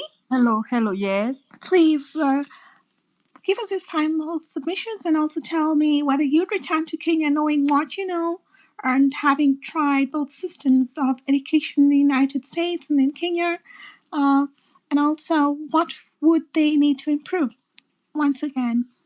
Oh, yes, thank you so much. First, I still want to insist that the government can provide free education without increasing the budgetary allocation. Reasons because, first, the government is paying teachers right now. That's the biggest part of the budget. And they are providing money for tuition, that is for stationery and all that. And so the only thing why parents are paying is because most schools are boarding schools. Now, if I would return to Kenya, yes, I would like one day to return to Kenya to offer my services to my country. I would like to see a situation where there is equitable access to education for all children. And I'm thinking a situation where maybe the government sits and will do an audit of the schools in Kenya, the population, and so that they can look at where do we need more schools, where do we need more facilities, the teachers, the resources, and then maybe they can do a bit of redistribution. Some of the schools can be combined to have what we call community schools, maybe one community school serving a huge sublocation. And a good example is that when Uhuru was there, I think they came up with an extra days class in Pangani. I stand to be corrected, and some schools, I don't know whether it's Lenana. And then, so there are kids who could be going to those schools, just walking to school and not paying as much as the other students in Pangani were paying. So that could work in Kenya for all the schools, unless where we have areas where children cannot walk from their homes to school, the government could still look at that. Now, if I would return to Kenya, an improvement in the Kenyan classroom. Right now, I teach math and I teach a public school. I teach in a public school.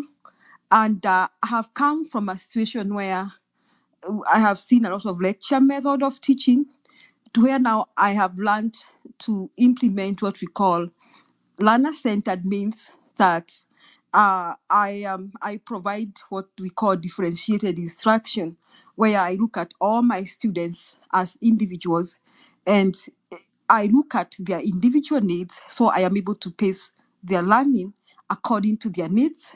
Then I have been able to move from that teacher know-it-all, that lecture method, to where my students are more of hands-on, minds-on, and the learning in the classroom is more problem solving, like what can they do with this problem? How can they use the concepts they're learning to solve a problem in real life? So maybe that's what I dream of, our Kenyan classroom, so that when our children are out of high school, they don't have even to go for white-collar jobs. They can still earn a decent living because they can get jobs even in the blue-collar market. I look at the United States. I don't think these people really go for college all the time. But if I look at a lot of my students, they have so much skills. I teach in a school where it has a technology center. Some of my students can repair your car, can service your car. Those are high school kids. Look at that. Now, that is my dream classroom in Kenya. So you ask me, would I go back to Kenya? Yes, I would like to go back and provide my services. And I would like to be in a situation where that education is equitable. All children have access to equitable education. That is my dream. Thank you for that question. I have a question to you. Barry, can I say something? I thought it's Hillary who's speaking. Please. I just want to ask a question to Jerry. My mic is muted. Yes, go ahead. Okay, allow me to speak, please. I'm just asking. Larry, my point goes direct to you. Then to Professor James. To Professor James. Hillary, I think you can't hear the speakers. I can see that someone has got a question. Okay, you Thank you. Larry. Thank you. Larry, can you hear me?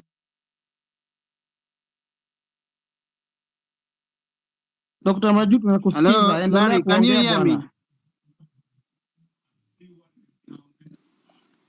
You're quite audible, some Okiya. I can hear you. Please pause your question. We're about to close the stage. Yeah. I was just posing a question to Njeri. Now that she's talked about her dream school in Kenya. Why don't you let me speak? No, I'm just asking a question and then you'll continue. I don't have a problem. My question to Njeri is the new or the proposed system of education in Kenya, actually the one that is on implementation currently, is indeed the same thing that you've talked about that system is trying to solve, that we want to have a hands-on experience. We want to have a minds-on kind of system in Kenya. I mean, if you look at it, if you look at the system that is the CBC that is on implementation right now, is indeed that same thing that it tries to solve? That's my question. Yes, may I respond to that before the other speaker? Now, yes, I totally agree. I think whoever came up with CBC, that is what they were looking at. But unfortunately, they needed to take teachers back to training because I tell you the truth, when I came here, my first year was very challenging.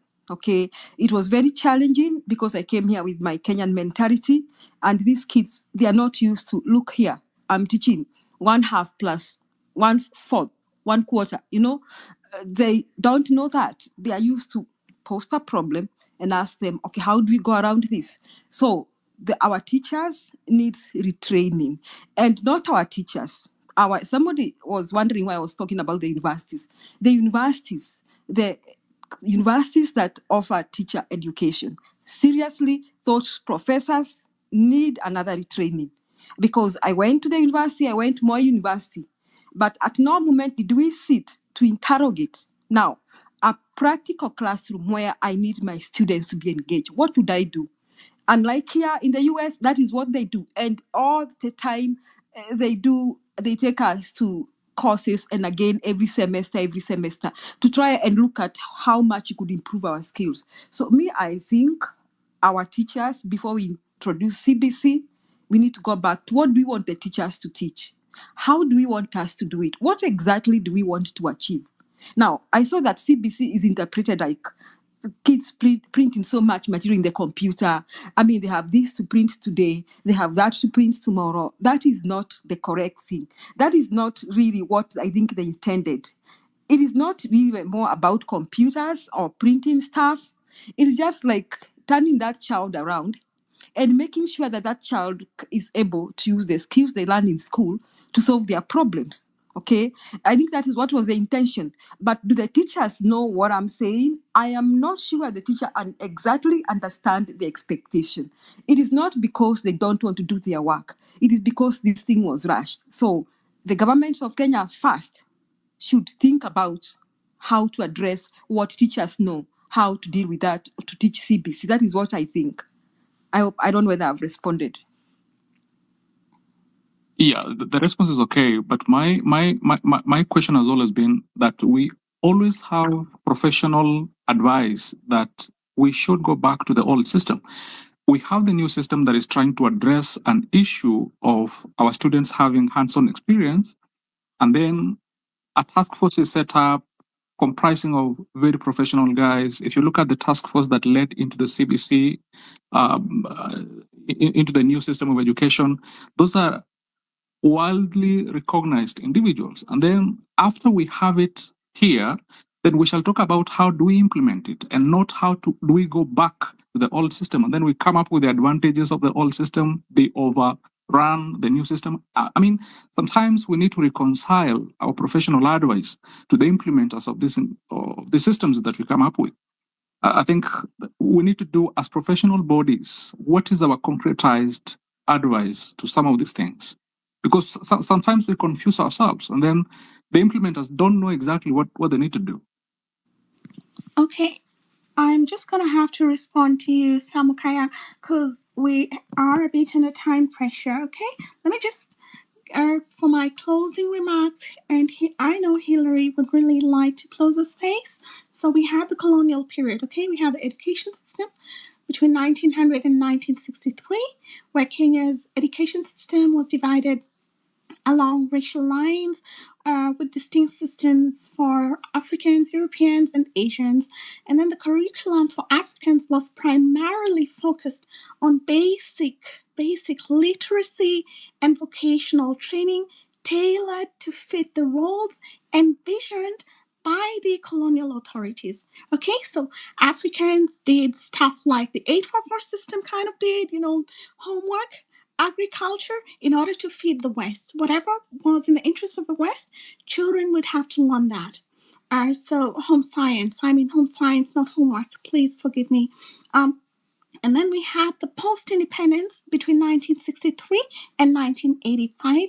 So following this independence in 1963, Kenya aimed to unify its education system, okay? So the Ominde Commission, there was a commission of 1964. It played a crucial role during this time in this effort introducing the 7-4-2-3 system, and 7 years, that was 7 years of primary education, 4 years of secondary, 7-2-3, 7-4-2-3, 2 years of upper secondary, 3 years of university. Okay, so this system was designed to foster national unity and identity between 1963 and 1985. Then we had the 844 system from 1985 to 2017. So Kenya transitioned to the 844 system, which included 8 years primary, 4 years secondary, 4 years university. Okay, so this system was intended to provide practical skills relevant to the job market, the 844 system, and it faced criticism because it was overly focused on exams and not adequately preparing students for employment. So during that period, 1985 to 2017, you could see very high competition. In fact, you had certain schools where a child had to make it to a certain school. Precious Blood, Lenana, Starry Boys. You had that during that 844 system very much pronounced. So children suffered a lot, going home and not being able to deliver because the education system was not focused, like Jerry said, on a child's personal talents, but it was focused on passing exams and getting to certain schools. And those schools were heavily funded in a way that kind of precipitated corruption. Then we had from 2017, and I'm winding up, 2017, we have the CBC.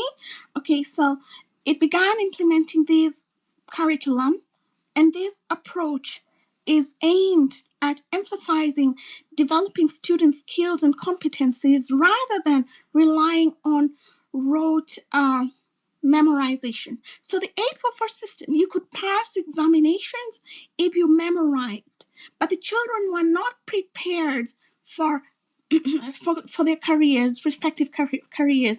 Now, the CBC system is trying, I think, to do something very differently. However, they're monetized it to an extent that it has become, unaffordable to many and is increasingly becoming unaffordable, going back to the colonial period where you just, as a student, the curriculum is primarily based on feeding the needs of the politicians right now.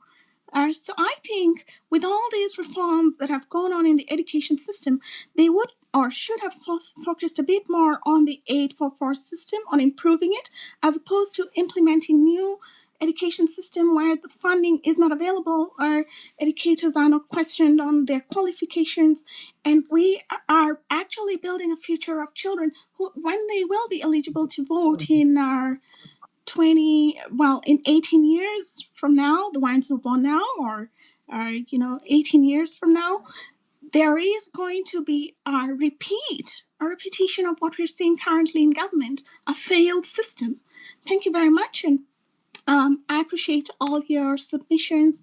Hillary, can I say something real quick? Dr. Milton, please go ahead. Okay. And then from Bekali, then we finish. Dr. Milton, go ahead. Wrap up. Oh, okay. I want to make these final submissions, and I think it is important that when we have a space like this, we are able to conclude it with solid proposals in terms of what do we put on the table as the best way forward. So number one, I think from this session that we've had, that most important take home is that we have a system that is not working for our children. It is certainly not working for our country, and it is definitely, therefore, a situation where we are in a hole. And wisdom dictates that if you're in a hole, the first step is to stop digging. So what then do I propose as a way forward? That we need to embark on a vigorous civic education program that is then meant to give the citizenry the power to make decisions and say no to this kind of nonsense, for lack of a better word. Because we can't continue sending our children to go to school in the name of CBC. We cannot continue forcing the teachers to attend classes when they are not prepared to teach. That way, we are just preparing ourselves to fail. We are wasting money, we are wasting time, and our children will not forgive us for having set them up for this kind of failure.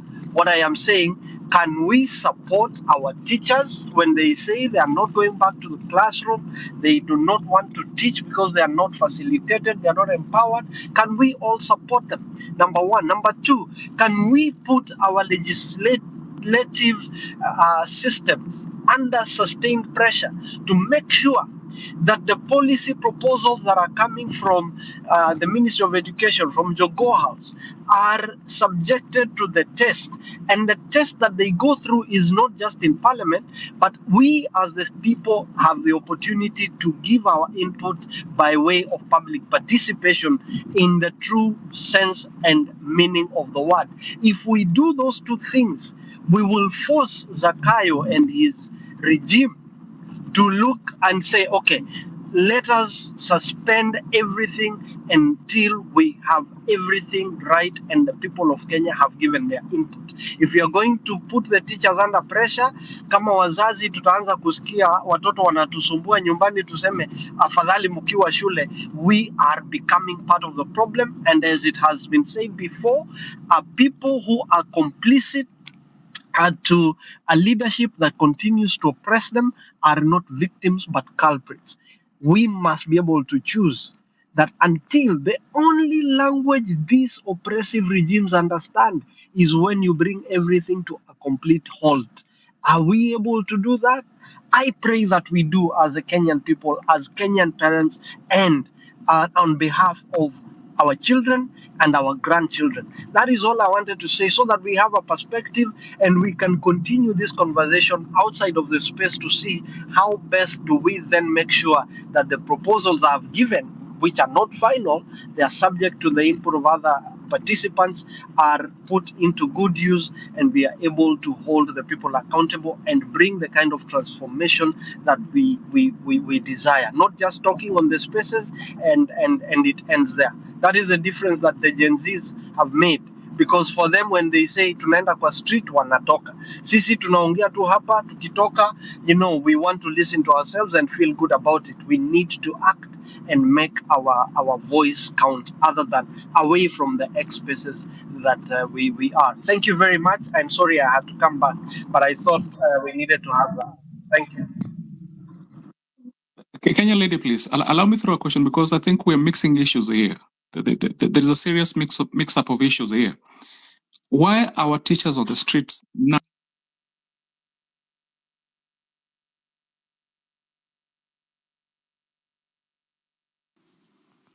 Okay, I don't know what happened.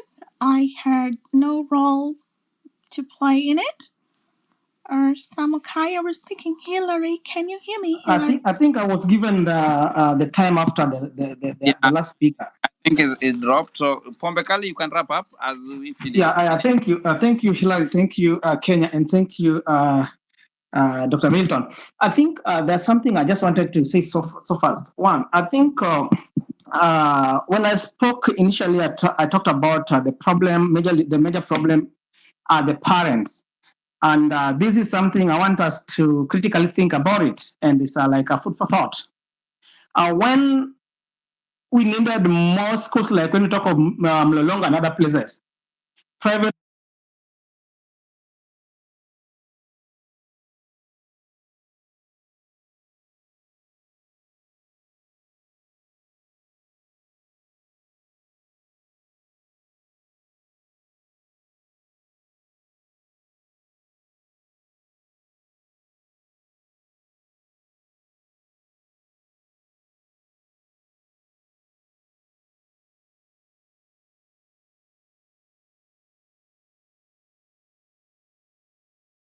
reality check. And this reality check means that the chaos that got us here has to be addressed before we even talk about who is in office next. So that means that before we push for the next person in this office, what office are they getting into? What responsibilities are they getting into? Do they know their job? One of the things is that we've in the last election there were people who are questioning credentials. Is this person qualified? Do they have the degree? More over and above the degree, we have to look at the terms and the requirements of their engagement.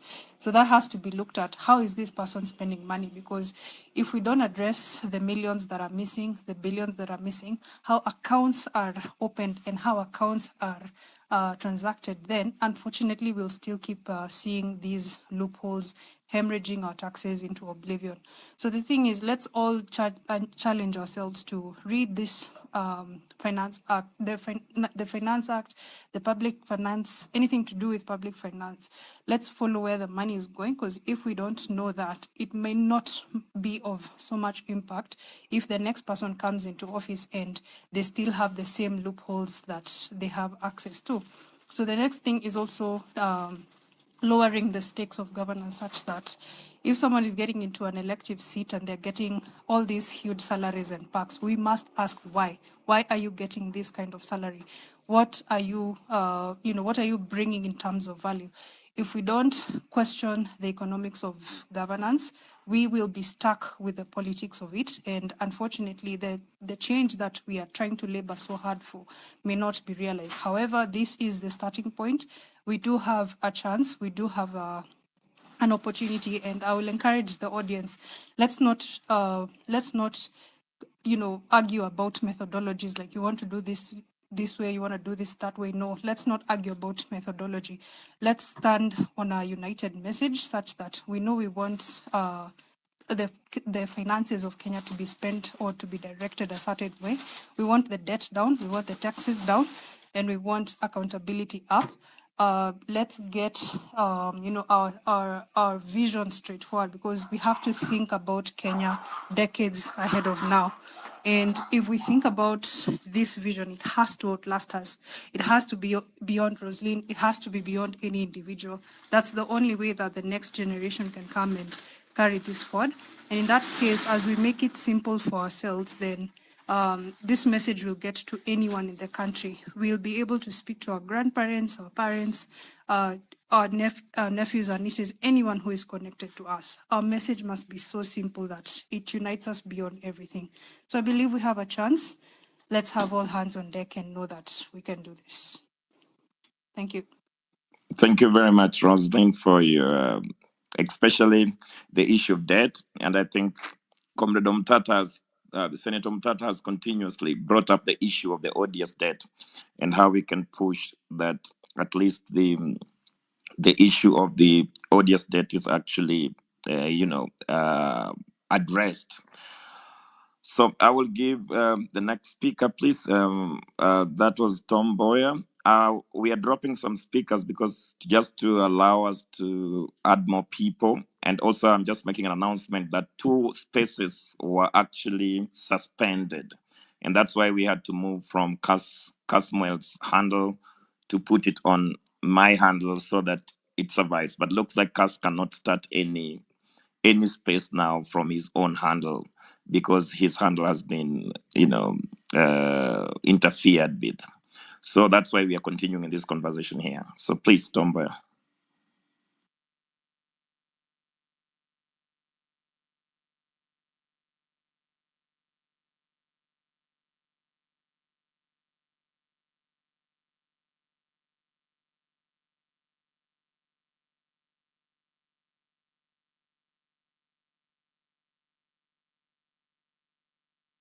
Rabbi Rouser, you can start the mic. I think Tom Boyer is not around.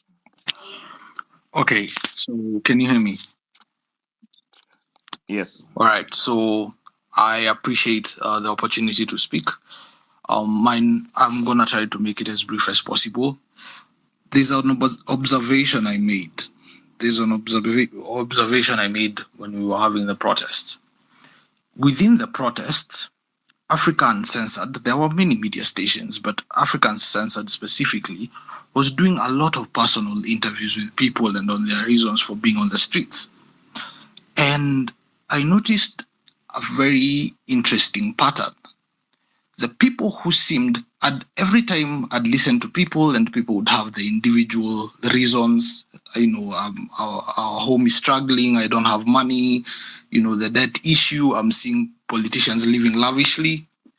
And then I'd see every once in a while, someone who has foundational knowledge on these issues, someone who comes and says, my problem is this neo-colonial government that is a consequence of capitalist imperialism. And every time I'd see that, I'd look for that person, because Africa Uncensored would give us the name of the person who was talking. The two people that I looked for were one guy called Chege and another guy called Kinuthia, only to find that both those people were members of the Communist Party of Kenya. Now, what's this observation supposed to speak to? I want to dispute this idea of educating our parents and educating the ignorant. I want to speak to the idea of knowledge being eternal. The thing we have here, the problem we have here is that a lot of us have convinced ourselves we know everything. We have stopped seeking knowledge and we believe our role is to tell others to think because they are stupid and we are smart and we know more than them. This problem is very fundamental, and it even speaks to the idea of betrayal. Within this period that we are speaking, after these protests have happened, we should be seeking to spread knowledge. And spreading knowledge doesn't mean we know more than others. It is sharing our collective knowledge, expanding our collective knowledge base. That is what we should be working on. That speaks to even the idea of betrayal. Someone said people fall off and, chaff is swept away by the wind.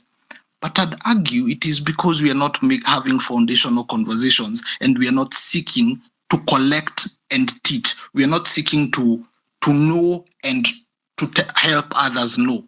Or our idea is that we know best and we need to go and tell others how to think. When we speak of betrayal, a lot of what we are speaking to is not betrayal. It is just our selfishness with knowledge and our idea that we know all. When we started the demonstrations, they were about Reject Finance Bill, right? But we did not dig into the issue. We did not look for the foundational structures of this problem that we are seeking. So now the finance bill has been dropped. How do you say that the people who now stop protesting because the finance bill has gone are betrayers? They did not know anything beyond that because we did not share and we did not seek to learn from them while they were on the streets and connect the individual problems to this connection, which is the foundational issue, which is capitalism, imperialism, and neocolonialism, which are all connected. If we don't have these foundational conversations, I can predict what will happen. We will build a political party. Best case scenario, we build a political party and we are like, we want to root out corruption. And then we get into government. And true to force, we root out corruption in the public sector.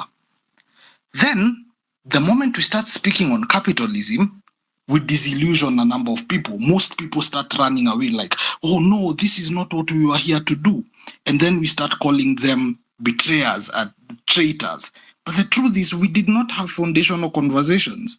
These people came here because we told them it's corruption. Corruption is the problem. You remove corruption, you solve everything. But the truth is, corruption is just a symptom. If we do not have these foundational conversations, we will keep on revolving around these fights, these internal fights amongst ourselves, because we will not get to a point where we share common interests. Our interests will always be competing. Buka, I'm sure, Comrade Buka, I'm sure you remember, or rather not remember, you have noticed something on your page.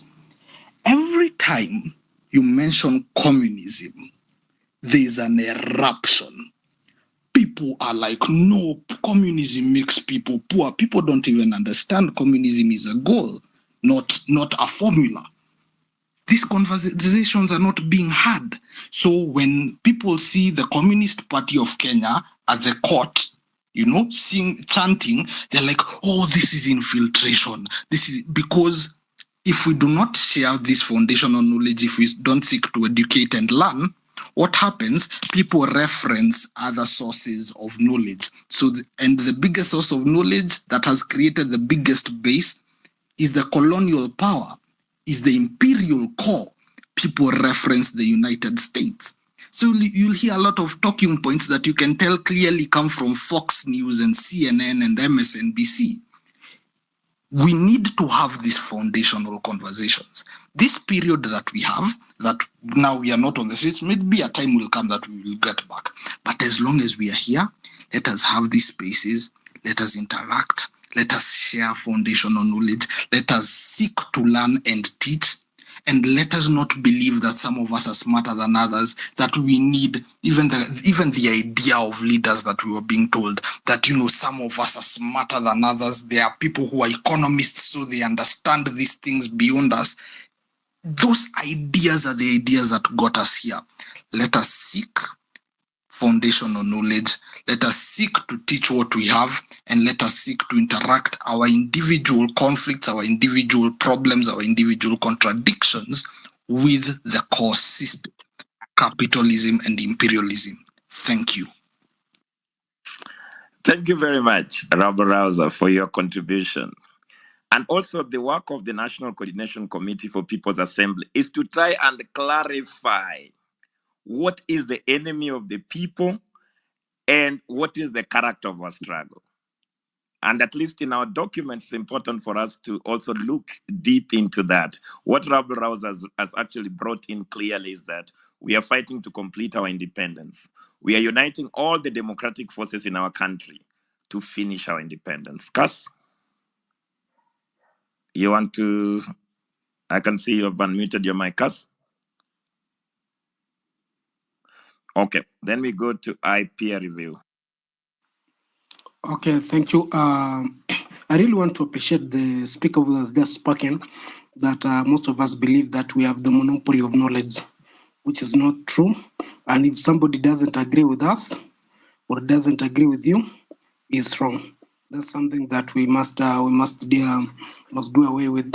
And something like this, like I've been seeing some civic education people saying they are doing civic education, and they are doing the opposite of William Ruto, just to counter William Ruto. I don't believe that's civic education. I believe civic education is to engage people in the process, the systems. What we have in Kenya is the systems have failed. Most of the systems have failed because if you look like what most people complain nowadays, like for example, when they were recruiting teachers, MPs and the CS was giving out employment, and people wanted to get a fair chance. Everybody wants to get a fair chance and employment and everything. That's what affects most Kenyans. So if you look, that was one of the things, the corruption that people are talking about. If you look, and unequally, like when it comes to tenders and everything, those things that are corrupt, it's only that it goes to a few. But if some other people got it, they will be quiet about it. No, if you go to this thing called odious, that I see people talking about these things so much. If you look at countries like Malaysia, there's this corruption scandal with this American bank that they got $4 million a debt of. They got it to $4 million in debt. It never helped. It's called 1MDP. They had to pay finally. Once the government of the day enters into agreement, whatever you decide to do, you must pay at the end of the day. You might restructure, you might default, but you must pay. So let's not lie to our people that it won't be paid. So there's date we can do this. No, it will be paid. Tell me one country that has done that, however corrupt it is or whatever it is. So we should be factual about these things. We should not use emotions to excite emotion. When you do civic education, I believe we should be engaging people on the budget making process, on the implementation, on the revenue collection side, and how it's going to be implemented. But if we start to excite people emotionally, we lose the track, because I understand what I was looking at after the 25th. the reject finance bill. I knew it was going to be rejected. I thought the next step was to go and look at every ministry from NHIF, every in detail, where there were like some kind of some people died because of this and this. We look at it as a country in all. But when they went to attack the presidency, it became something different, because I know this, like, one man cannot rule the country. It takes a lot of people to rule the country. You cannot rule as one man the country. You need a lot of people to run a country. And that's where and when it comes to democracy, you don't acquire power by yourself. You need people from Western, from all those other regions. And those regions are representation of the demographics of the country. So, and if you are going to tell me that you are going to hire on merit, only on merit, without considering the demographic of this country, it might be a problem at the end of the day, because some people will not feel represented in the national issue. We are a republic. We are not a democracy, Kenya. We are a republic. That's why the interests of the minorities are taken care of. Like, for example, we need somebody from this community. We need somebody from we respect each other in terms, as far as the majority make their decision, the minority have to be taken care of. That's our country of Kenya. And this issue of calling others enemy. Who is your enemy? We are not in a country of enemy.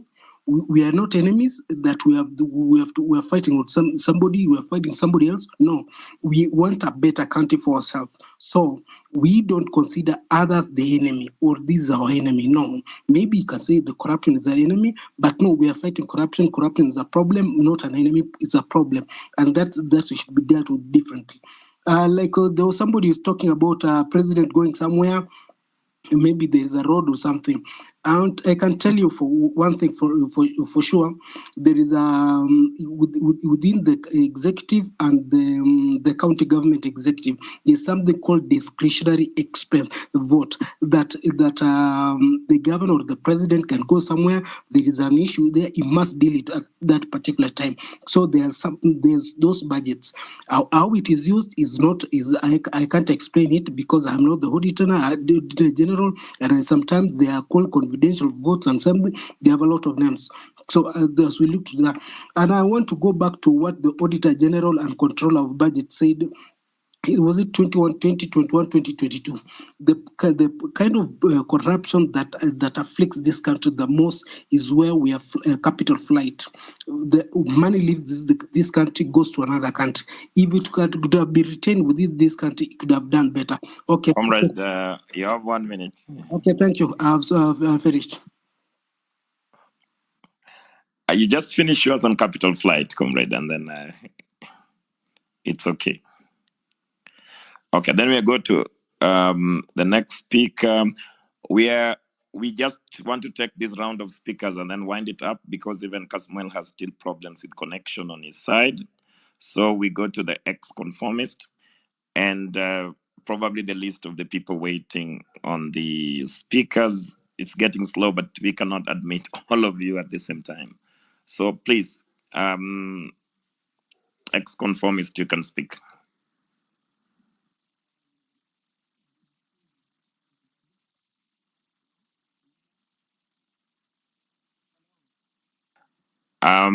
I think he has a problem because I can't hear him. So Hello? what about the Young Women Growing Initiative? Hello. Yeah. Hello. Okay. I was connected to my AirPods. I think that's why you couldn't hear me. So, to make an introduction, I'm an African. I identify as an African, in parenthesis, a Nigerian. The reason for my introduction as such is to highlight on my submission tonight. Actually, I'm somebody who is inclined and who is motivated to understand the root cause of every phenomenon and every problem, or whatever the case might be. To understand the root cause, because when we understand the root cause, then we can see the clear picture and we can know what actually is the problem. You understand? I don't think Ruto, I don't think these people are the problem, our problem right now. I think the problem is deeper than that. It's so deep and vague that if we don't look well, we cannot understand. And for us to able to get a perspective, a right perspective, then we must be open-minded. I'm saying this because I've been a follower of the movement for a very long time. Actually, I came across Boka on his Instagram page where he was holding a forum like that, African Stream, and then a couple of months after, or I think some weeks after, the movement, the finance bill movement rose up, and then I got to know about Kazini. So with Kazini, I was observing the situation, and then I noticed he was declared to be he was not seen, like he was, like they took him away or kidnapped. And then I was like, is this some play or is this some okay? And I'm not currently in Africa. Currently I'm in Switzerland, but I do my own thing. I have an organization actually in Kenya, an NGO, which I formed with a couple of comrades over there. And then I'm like, yo, I think these guys are making some foul play here. They're trying to make a move. Let's do the same thing. And then I reclined a little bit and watched, and then I saw people dying, and I saw like, yo, this shit is for real. You understand? And I think these people are honest, and they are on the right path. And I'm saying all this to highlight on my submission, which is the issue of collectiveness. I've been actually listening keenly to this space today. You all have highlighted around the notion of collectivism, but no one actually mentioned that word as in the title. Collectivism is very, very, very, very, very important. I cannot even stress how much it is so important. Like you all said, this is not a one.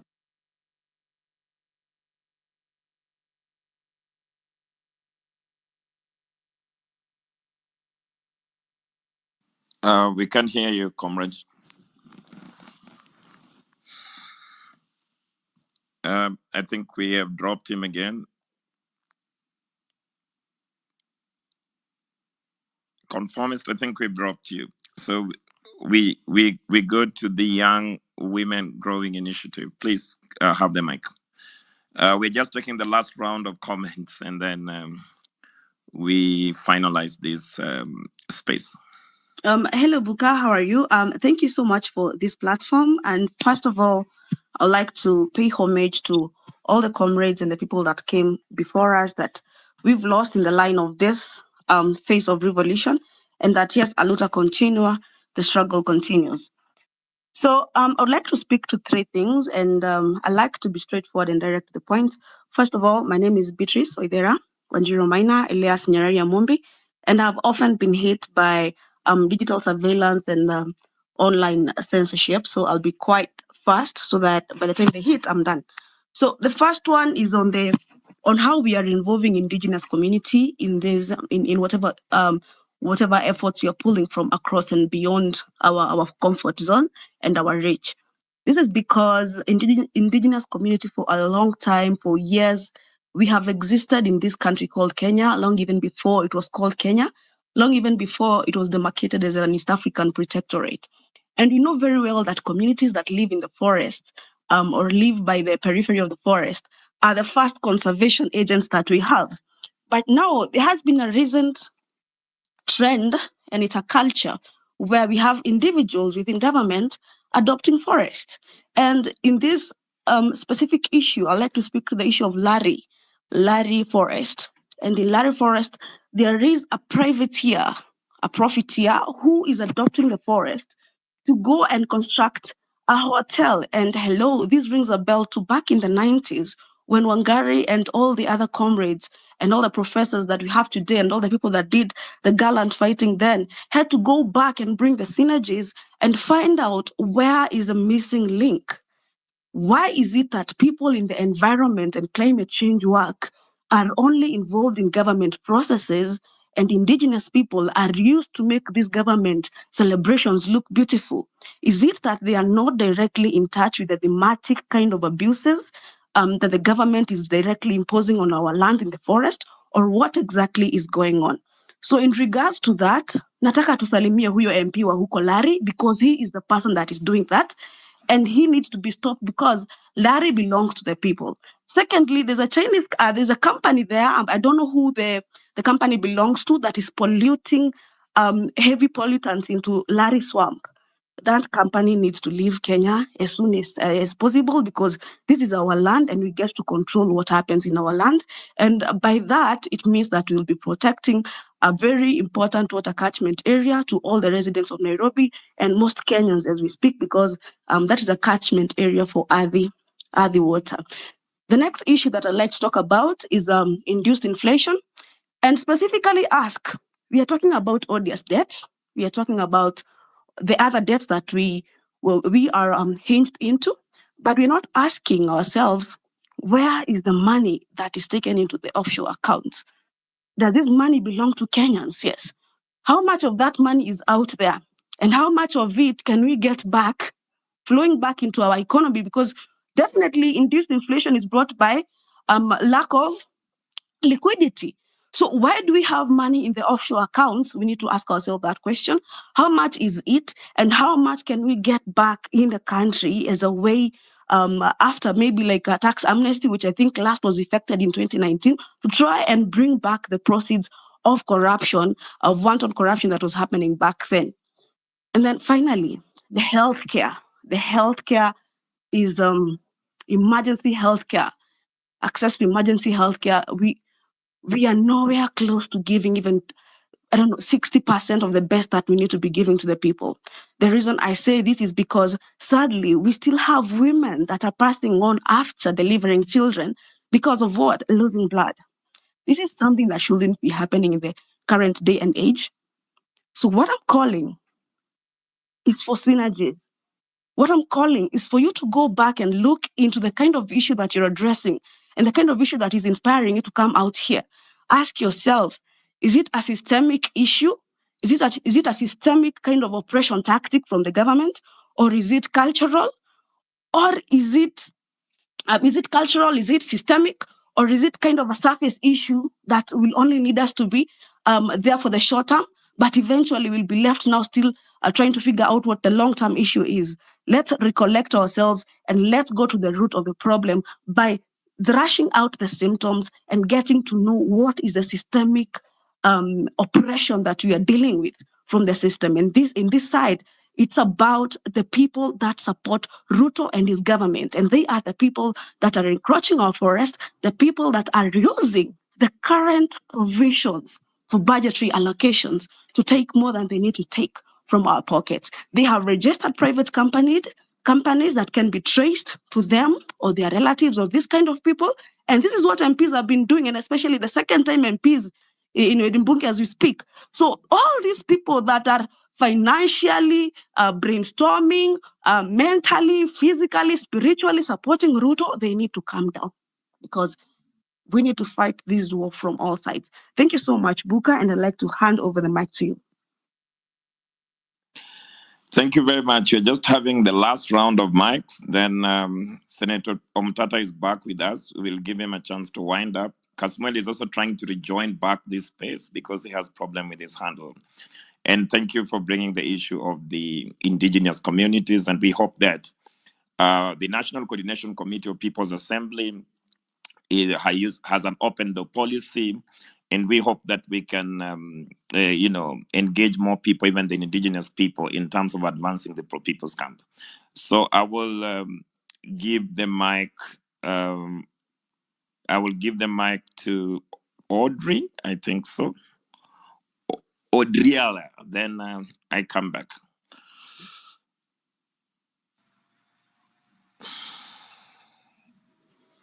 Okay. Can you hear me? Yes. Okay. So I'd like to speak to a few things. And the first thing, I'm going to start with the person who's just spoken right now. And she was talking about the people who are adopting our forests.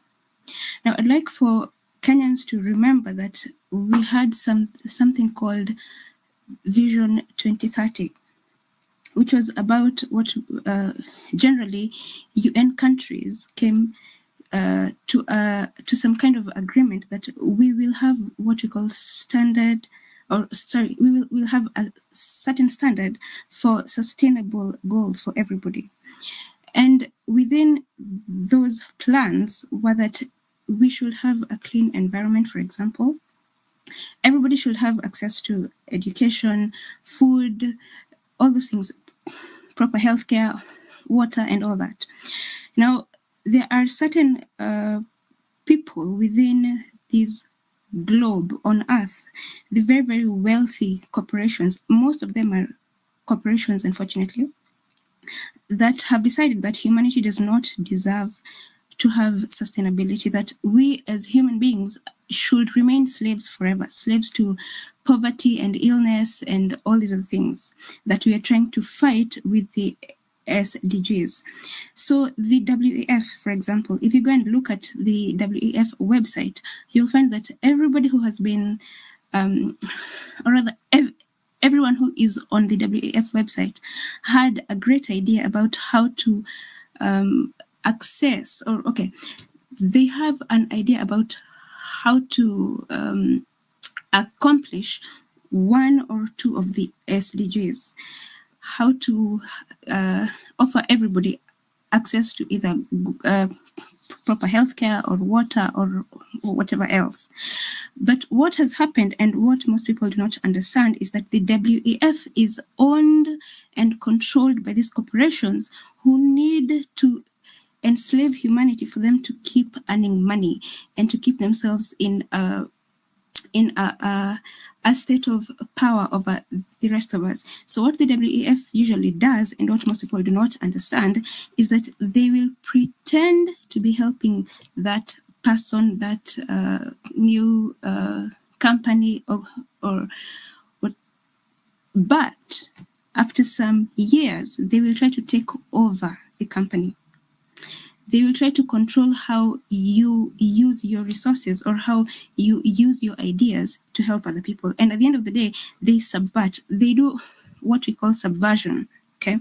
So they make sure that whatever you are trying to accomplish is only accomplished in the way that they want, not in the way that you had envisioned it.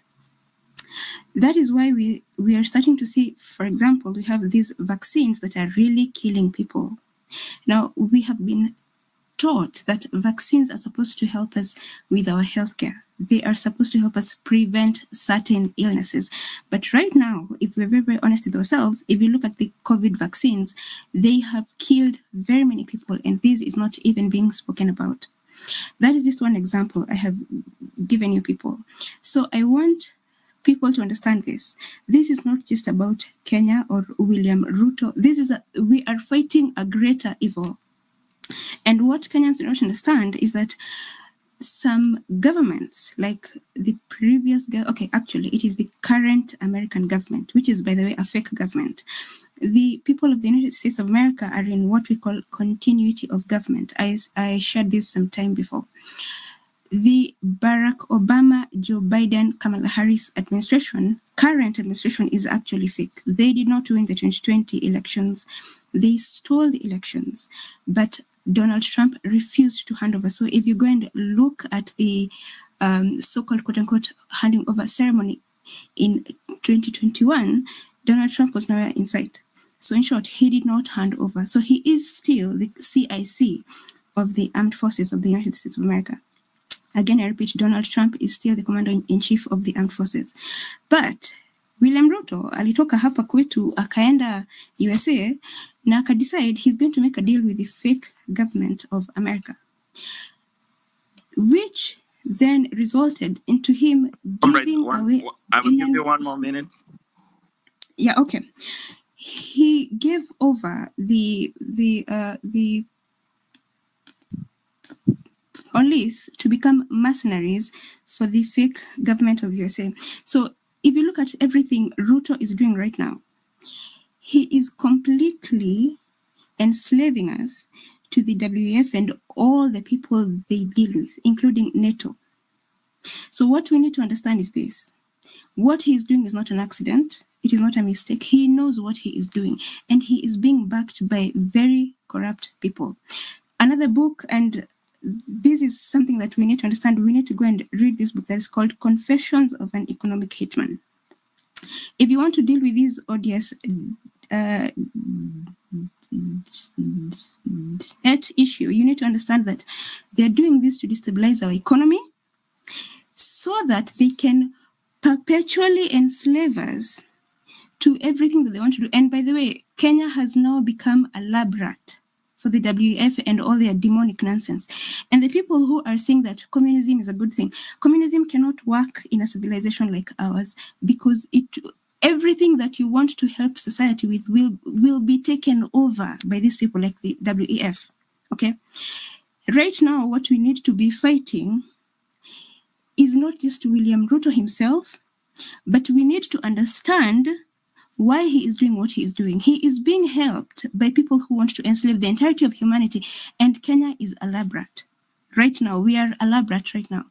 So anybody who is going to be fighting William Ruto needs to look behind the curtain and understand what we are fighting. We're fighting a very great evil.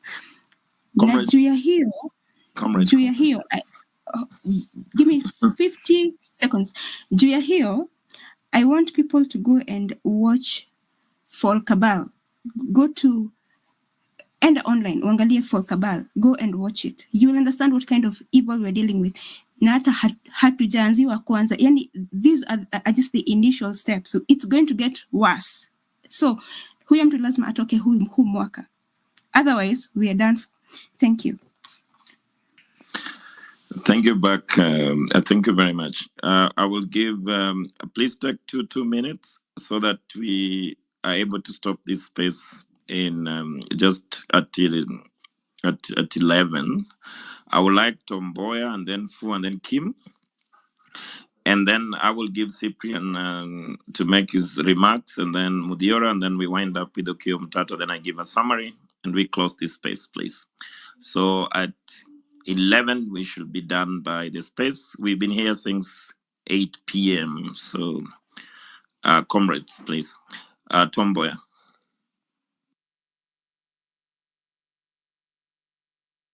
We have lost Tom Boya again. Kim?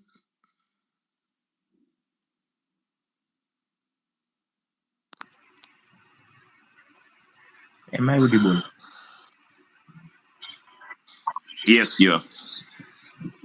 Yeah. Thank you very much. I think I'll try to take the 2 minutes you've given to us. But I'll not really delve into the problems that have been stated by my former comrades. But I'll really challenge them into the practical way of thinking. That we are in a state where we have to find space to do our own things. And by this I mean in the middle of whatever you're calling a revolution, we have enough of us to be involved in very, very different things, all pushing towards the same agenda. Like for instance, we've had enough of spaces where we come to rant. This is happening in my home area, this is happening in Larry. But from a practical sense of view, I tend to believe that if that is really happening and you're the person who can see it, not the villagers, I think you should start that civic education and just get those villagers to chase whoever is trying to mess around with the ecosystem away. I think those are the practical solutions we need to be putting in place. I mean, like, we cannot keep forever ranting. We have to ask ourselves, what am I really doing? Because no matter your state, there must be an effort, something you can bring to the table, to this common table. When Kasmuel is all over the media, when Morara is going around auditing projects, we cannot just come here always speculating about this is happening in treasury. Yes, we know some of these things, but how these people move is the funny way. They make sure the people who know don't talk, and the people who talk don't know. So we can always keep speculating. So rather than having this game back and forth, we need to have these spaces really providing solutions. If you are really complaining about illegal miners and they're in your area, I believe there might be like 10 guys, a contractor with a team of 10 guys. That whole village might be like 100 times more than the contractors' people. You need to round up those villages and then tell the contractor, enough is enough. If you really get those boots off the ground, then seriously, it will be felt by William Ruto at the top. You don't even have to go to him. He'll come to you. So he'll have to talk about it because you're not really talking about theoretic things. You're talking about problems you faced. You know the people who are there, and you also have the evidence of you people chasing them away. We need to start thinking in a very, very practical way, including this civic education. If you cannot go round in the village, start at your home. If Ruto goes to your area and starts this abracadabra he does all the time, just pick your phone, use a 10-minute call to call your parents. Can you undo whatever Ruto will have done for the day? I think we'll have to start looking for very simple executable solutions. I mean, to all these problems we are facing. Otherwise, we'll always keep ranting in such spaces. Thank you. Thank you very much, Kim. Fu, and then we go to Mudiora, and then Cyprian, then Okiya. Okay, assuming you guys can hear me. So I want to talk about a culture of bad governance and a lack of rule of law, and why we need to talk to everyone we can about this. So basically, this of course starts with colonization, where to colonize a people, you had to divide and conquer them. And for this, the people who are colonizing created tribalism. They did this in Kenya, they did this in Nigeria, they did this in India. They do it's tried and tested, right? And of course, with colonization, you want to have, it's bad governance. It's just an extractive system. So carrying on with post-independence, when the people who took over power, then carried on the problem of bad governance. And for them to steal, they needed to again push on the whole tribal thing, because they need to have a few people who they can work with and steal, and then the other people. So basically, you just need your small group which you work with to steal, and then you oppress everyone else.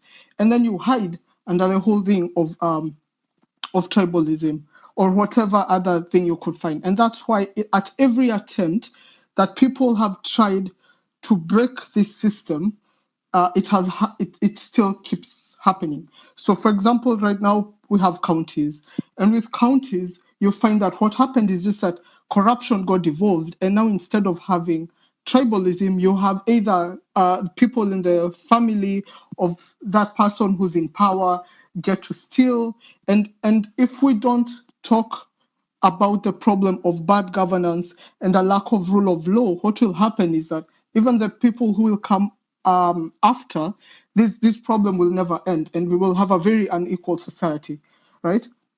And so because the tribal card will be played, and it will be one of their main points, is that we must explain to people how bad governance actually creates tribalism, and that tribalism is not an innate weakness that's in people. It's just that it's a tool that's used around the world to divide and conquer people. Either you are black, I am white, or you are this tribe, I am that tribe, but it's all a tool of the people to divide and conquer and steal from them. And just a tool for people to steal. And then you get a few token people where you get, oh, you are the first, I don't know, people from this community, or you are the first black president. But really you use that as just tokenism to carry on the culture of bad governance. So definitely, while carrying forward, we must then explain also to people how bad governance affects them at an individual level. Because if we don't do that, people will not really see the need for solving these problems, because people have to have a very personal problem for them to either protest or to vote for the right person. You have to show them how when there is a bus that crashed and killed a certain number of people, that problem starts from bad governance, from when the road was designed, from how everything was mapped out, to the kind of vehicle that they used to travel. So for example, if you're in Europe, if you're in nice countries in Asia, you'll find that when you're in a bus, you don't think that you will die, because you know everything has been built in such a way that the chances of death will be very low. Something crazy has to happen, right? When power grids have problems and kids in hospital die, that is a problem of bad governance, and it affects them. So even if the police don't come and shoot you. Even if you don't go get shot by the police in the street while protesting, bad governance will still kill you when you're buying sugar, which is poisoned, when you're in some public transport system, and so forth. So yeah, thank you. I think my 2 minutes are up. Okay, thank you. Bye. Thanks very much. And of course, we are continuing to clarify the problem and intensifying our organization to bring the solution of the problem. And thanks for contributing to it as well, comrade. So I will give Mudiora Carriera a chance, and then Cyprian will give his final remarks, and then I give Okiya Omtatah to wind over. Mudiora. Thank you, Buka, and fellow comrades for giving your time to this conversation tonight. I'm pleased that we've been able to recover even after we got attacked and our first space was taken down. That's what we are going to keep doing. We will borrow from the amazing Kenyan resilience every time we are under attack and come back better, stronger, and bigger. So I want to take us back to what we've been doing at the National Coordination Committee of the People's Assemblies. We meet every Monday at 2 p.m. and I'd like to give thanks on behalf of all those who are members of the coalition to Senator Okiya Omtatah, who has facilitated our meetings by offering a space where we can go, think, meet, interact, engage, and reach out. Now, tomorrow we have a meeting where we will be discussing the organizational structure about how this coalition is going to operate now that we've been trying out our theory and it has worked for the past couple of weeks. Last week we were at 57 organizations. In the course of the week, Buka and others have met interested parties, and they've joined in. They have similar and common interests, so we appreciate. So when we meet tomorrow, we'll do the adoption. So we are calling out all those who are doing the same thing that we are doing to reach out so we can combine forces. The enemy knows how to organize because they've been in this space for quite a long time. So comrades, tell others out there that we are no longer doing this in silos. We are bringing together our experiences, our resources. And on this metric, I would like to thank comrades who took this campaign of enhancing the civic and political education among the people to Mombasa via the SGR. They'll be coming back tonight, I think.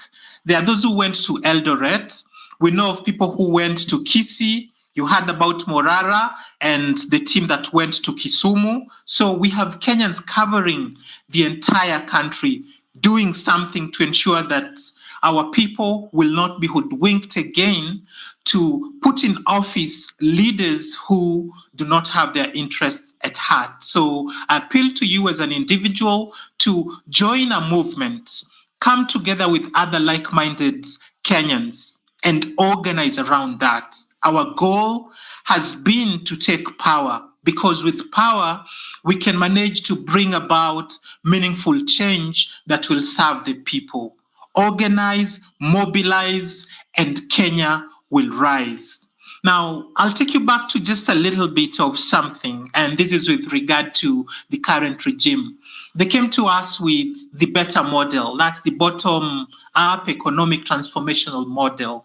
But I want you to test that on this, that transformation is a constructive process of change that is based on truth and trust. The two leaders at the top, do they pass the test of truth? Do they pass the test of trust? You know that in their first ever finance bill, the one that was going to lay down how the next 4 years were going to be, was found to have violated our constitution over 30 times. Cyprian, working with others under the Kenya Bora to Itakayo initiative, researched and found that the presidency has violated our constitution within the 23 months that they've been in office over 36 times. So I'm asking you, what's the state of our nation? In our second last meeting, we had colleagues who joined us in that meeting from the Free Kenya movement, led by Bob Njagi, who were abducted after attending our meeting. And since the 19th of August, they've been missing. I'm talking about Bob Njagi, I'm talking about Aslam, I'm talking about Jamil. Our president promised us that during his reign in office, we are not going to have enforced disappearances. We are not going to have extrajudicial killings. We are not going to have summary killings, but we've seen these things happen. What's the state of our nation?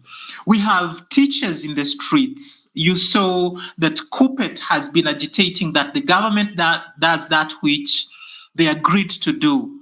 And they have not. Instead of addressing the issues, they've gone on an overdrive to try and depopularize the strike that is currently undergoing. We know that tomorrow university students will hit the streets demanding that fees must fall.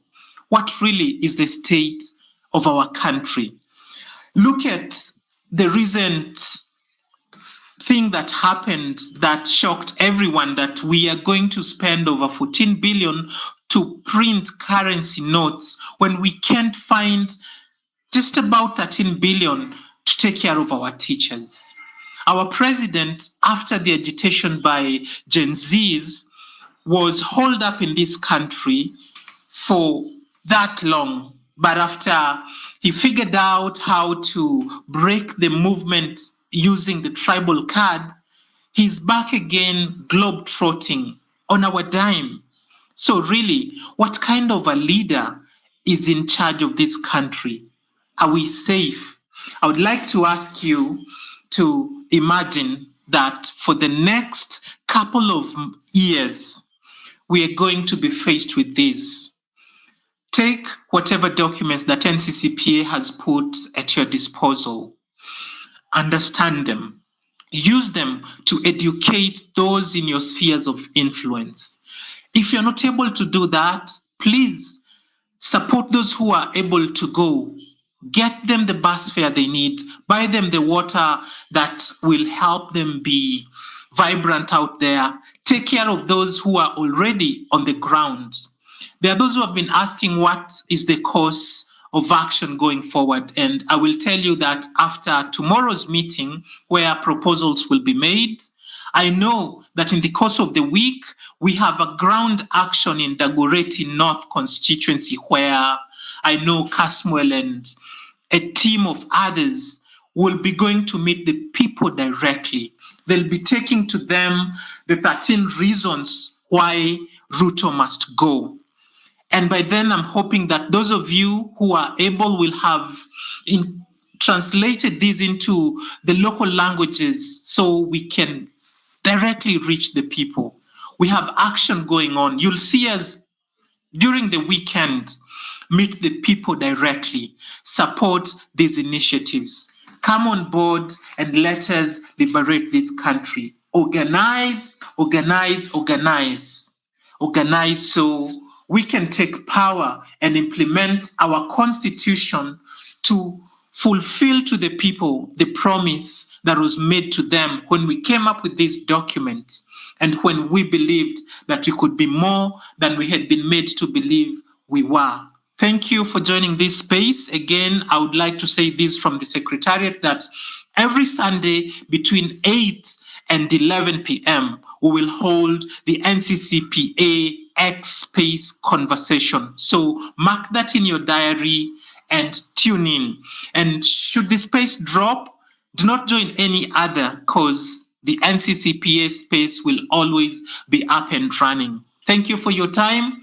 Let's keep doing these, fellow compatriots. Yeah, thank you very much. my comrade Mudiora. I invite Okiya Omtatah, Senator Okiya Omtatah, please.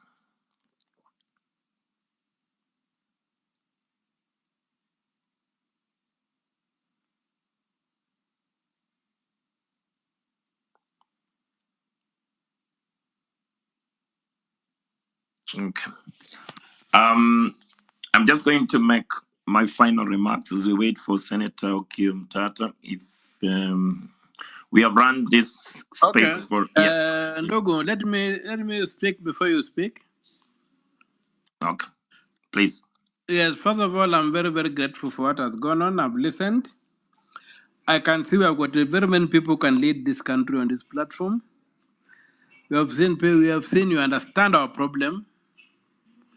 The only thing that has not come out is an action plan. We need to work out on an implementation plan. How do we implement all these brilliant ideas we have? How do we organize to be able to get rid of our agony? And I think as we go forward, we need to burn some midnight oil on what do we need to do to be able to implement this plan we need to get ourselves out.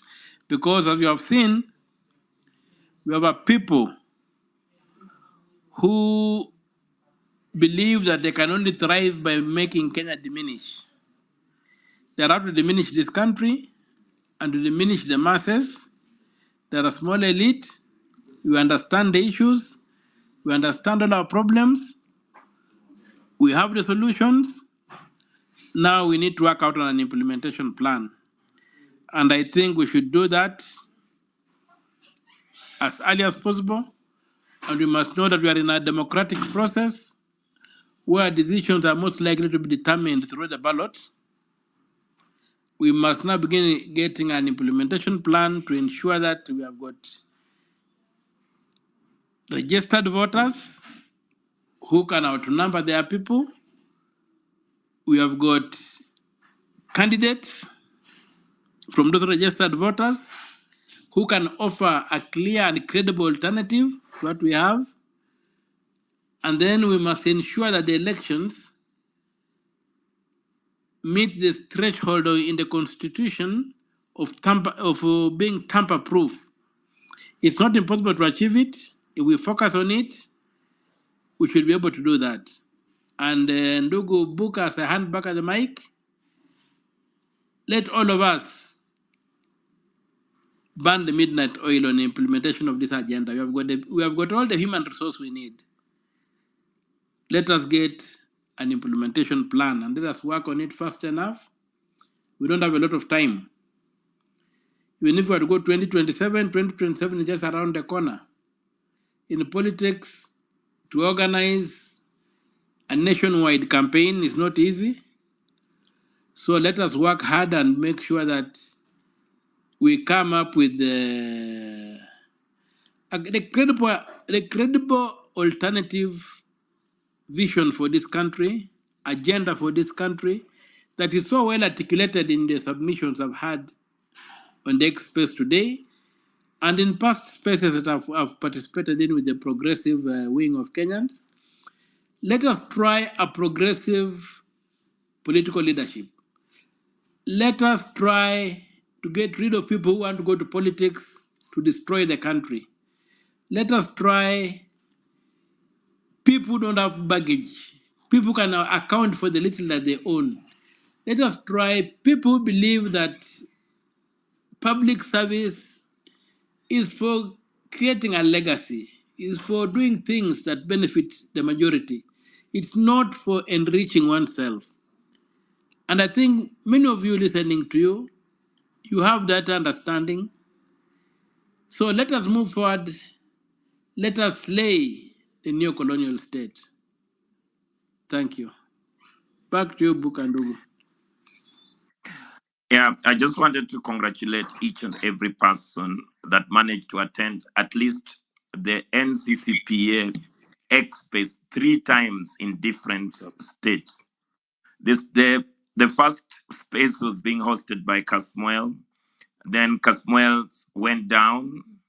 Then again, we started another space. It went down. Then I had to take the host and invite Kasmuel and Okiya Omtatah as the host. So that is the resilience that we have to make sure that we advance.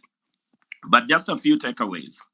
We are not going to negotiate with the people who have murdered our people in the streets. We are not going to negotiate with criminals.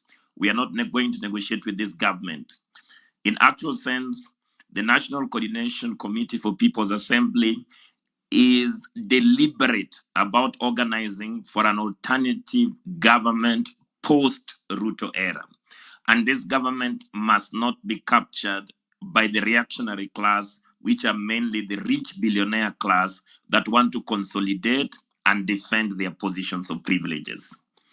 The National Coordination Committee of People's Assembly has a clear open door policy to welcome any democratic patriot in Kenya who would like to advance a pro-people politics, regardless of their religious beliefs, their ideologies, because we hold this correct position that the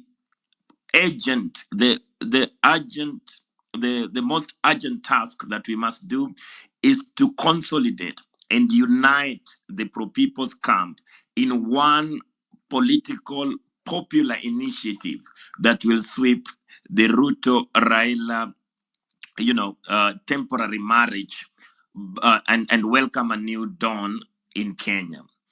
We also are saying that the enemy of the Kenyan people now is clearly known. And all we are saying is that we want to complete our independence and we want decisions by Kenyans to be made by Kenyans and not somebody outside the Kenyan territory that is trying to interfere in our processes. So we welcome you all to the National Coordination Committee for People's Assembly. We know we are going to start off the hard task of at least we systemize all your submissions in today's X space and then bring them back again for enrichment and further discussions. But the most important task at the moment is to intensify our organization with a clear intention to take political power from these criminals and use it to advance the pro-people agenda. Thank you very much, and I hope to see you next week on Sunday. We are still going to have an X space, but we are also going to join tomorrow the national strike for the students to actually go against this anti-people policy that want to commodify education. We are also going to join the striking teachers on the streets to make sure that we put imminent pressure and isolate the criminals that continue to rob our country.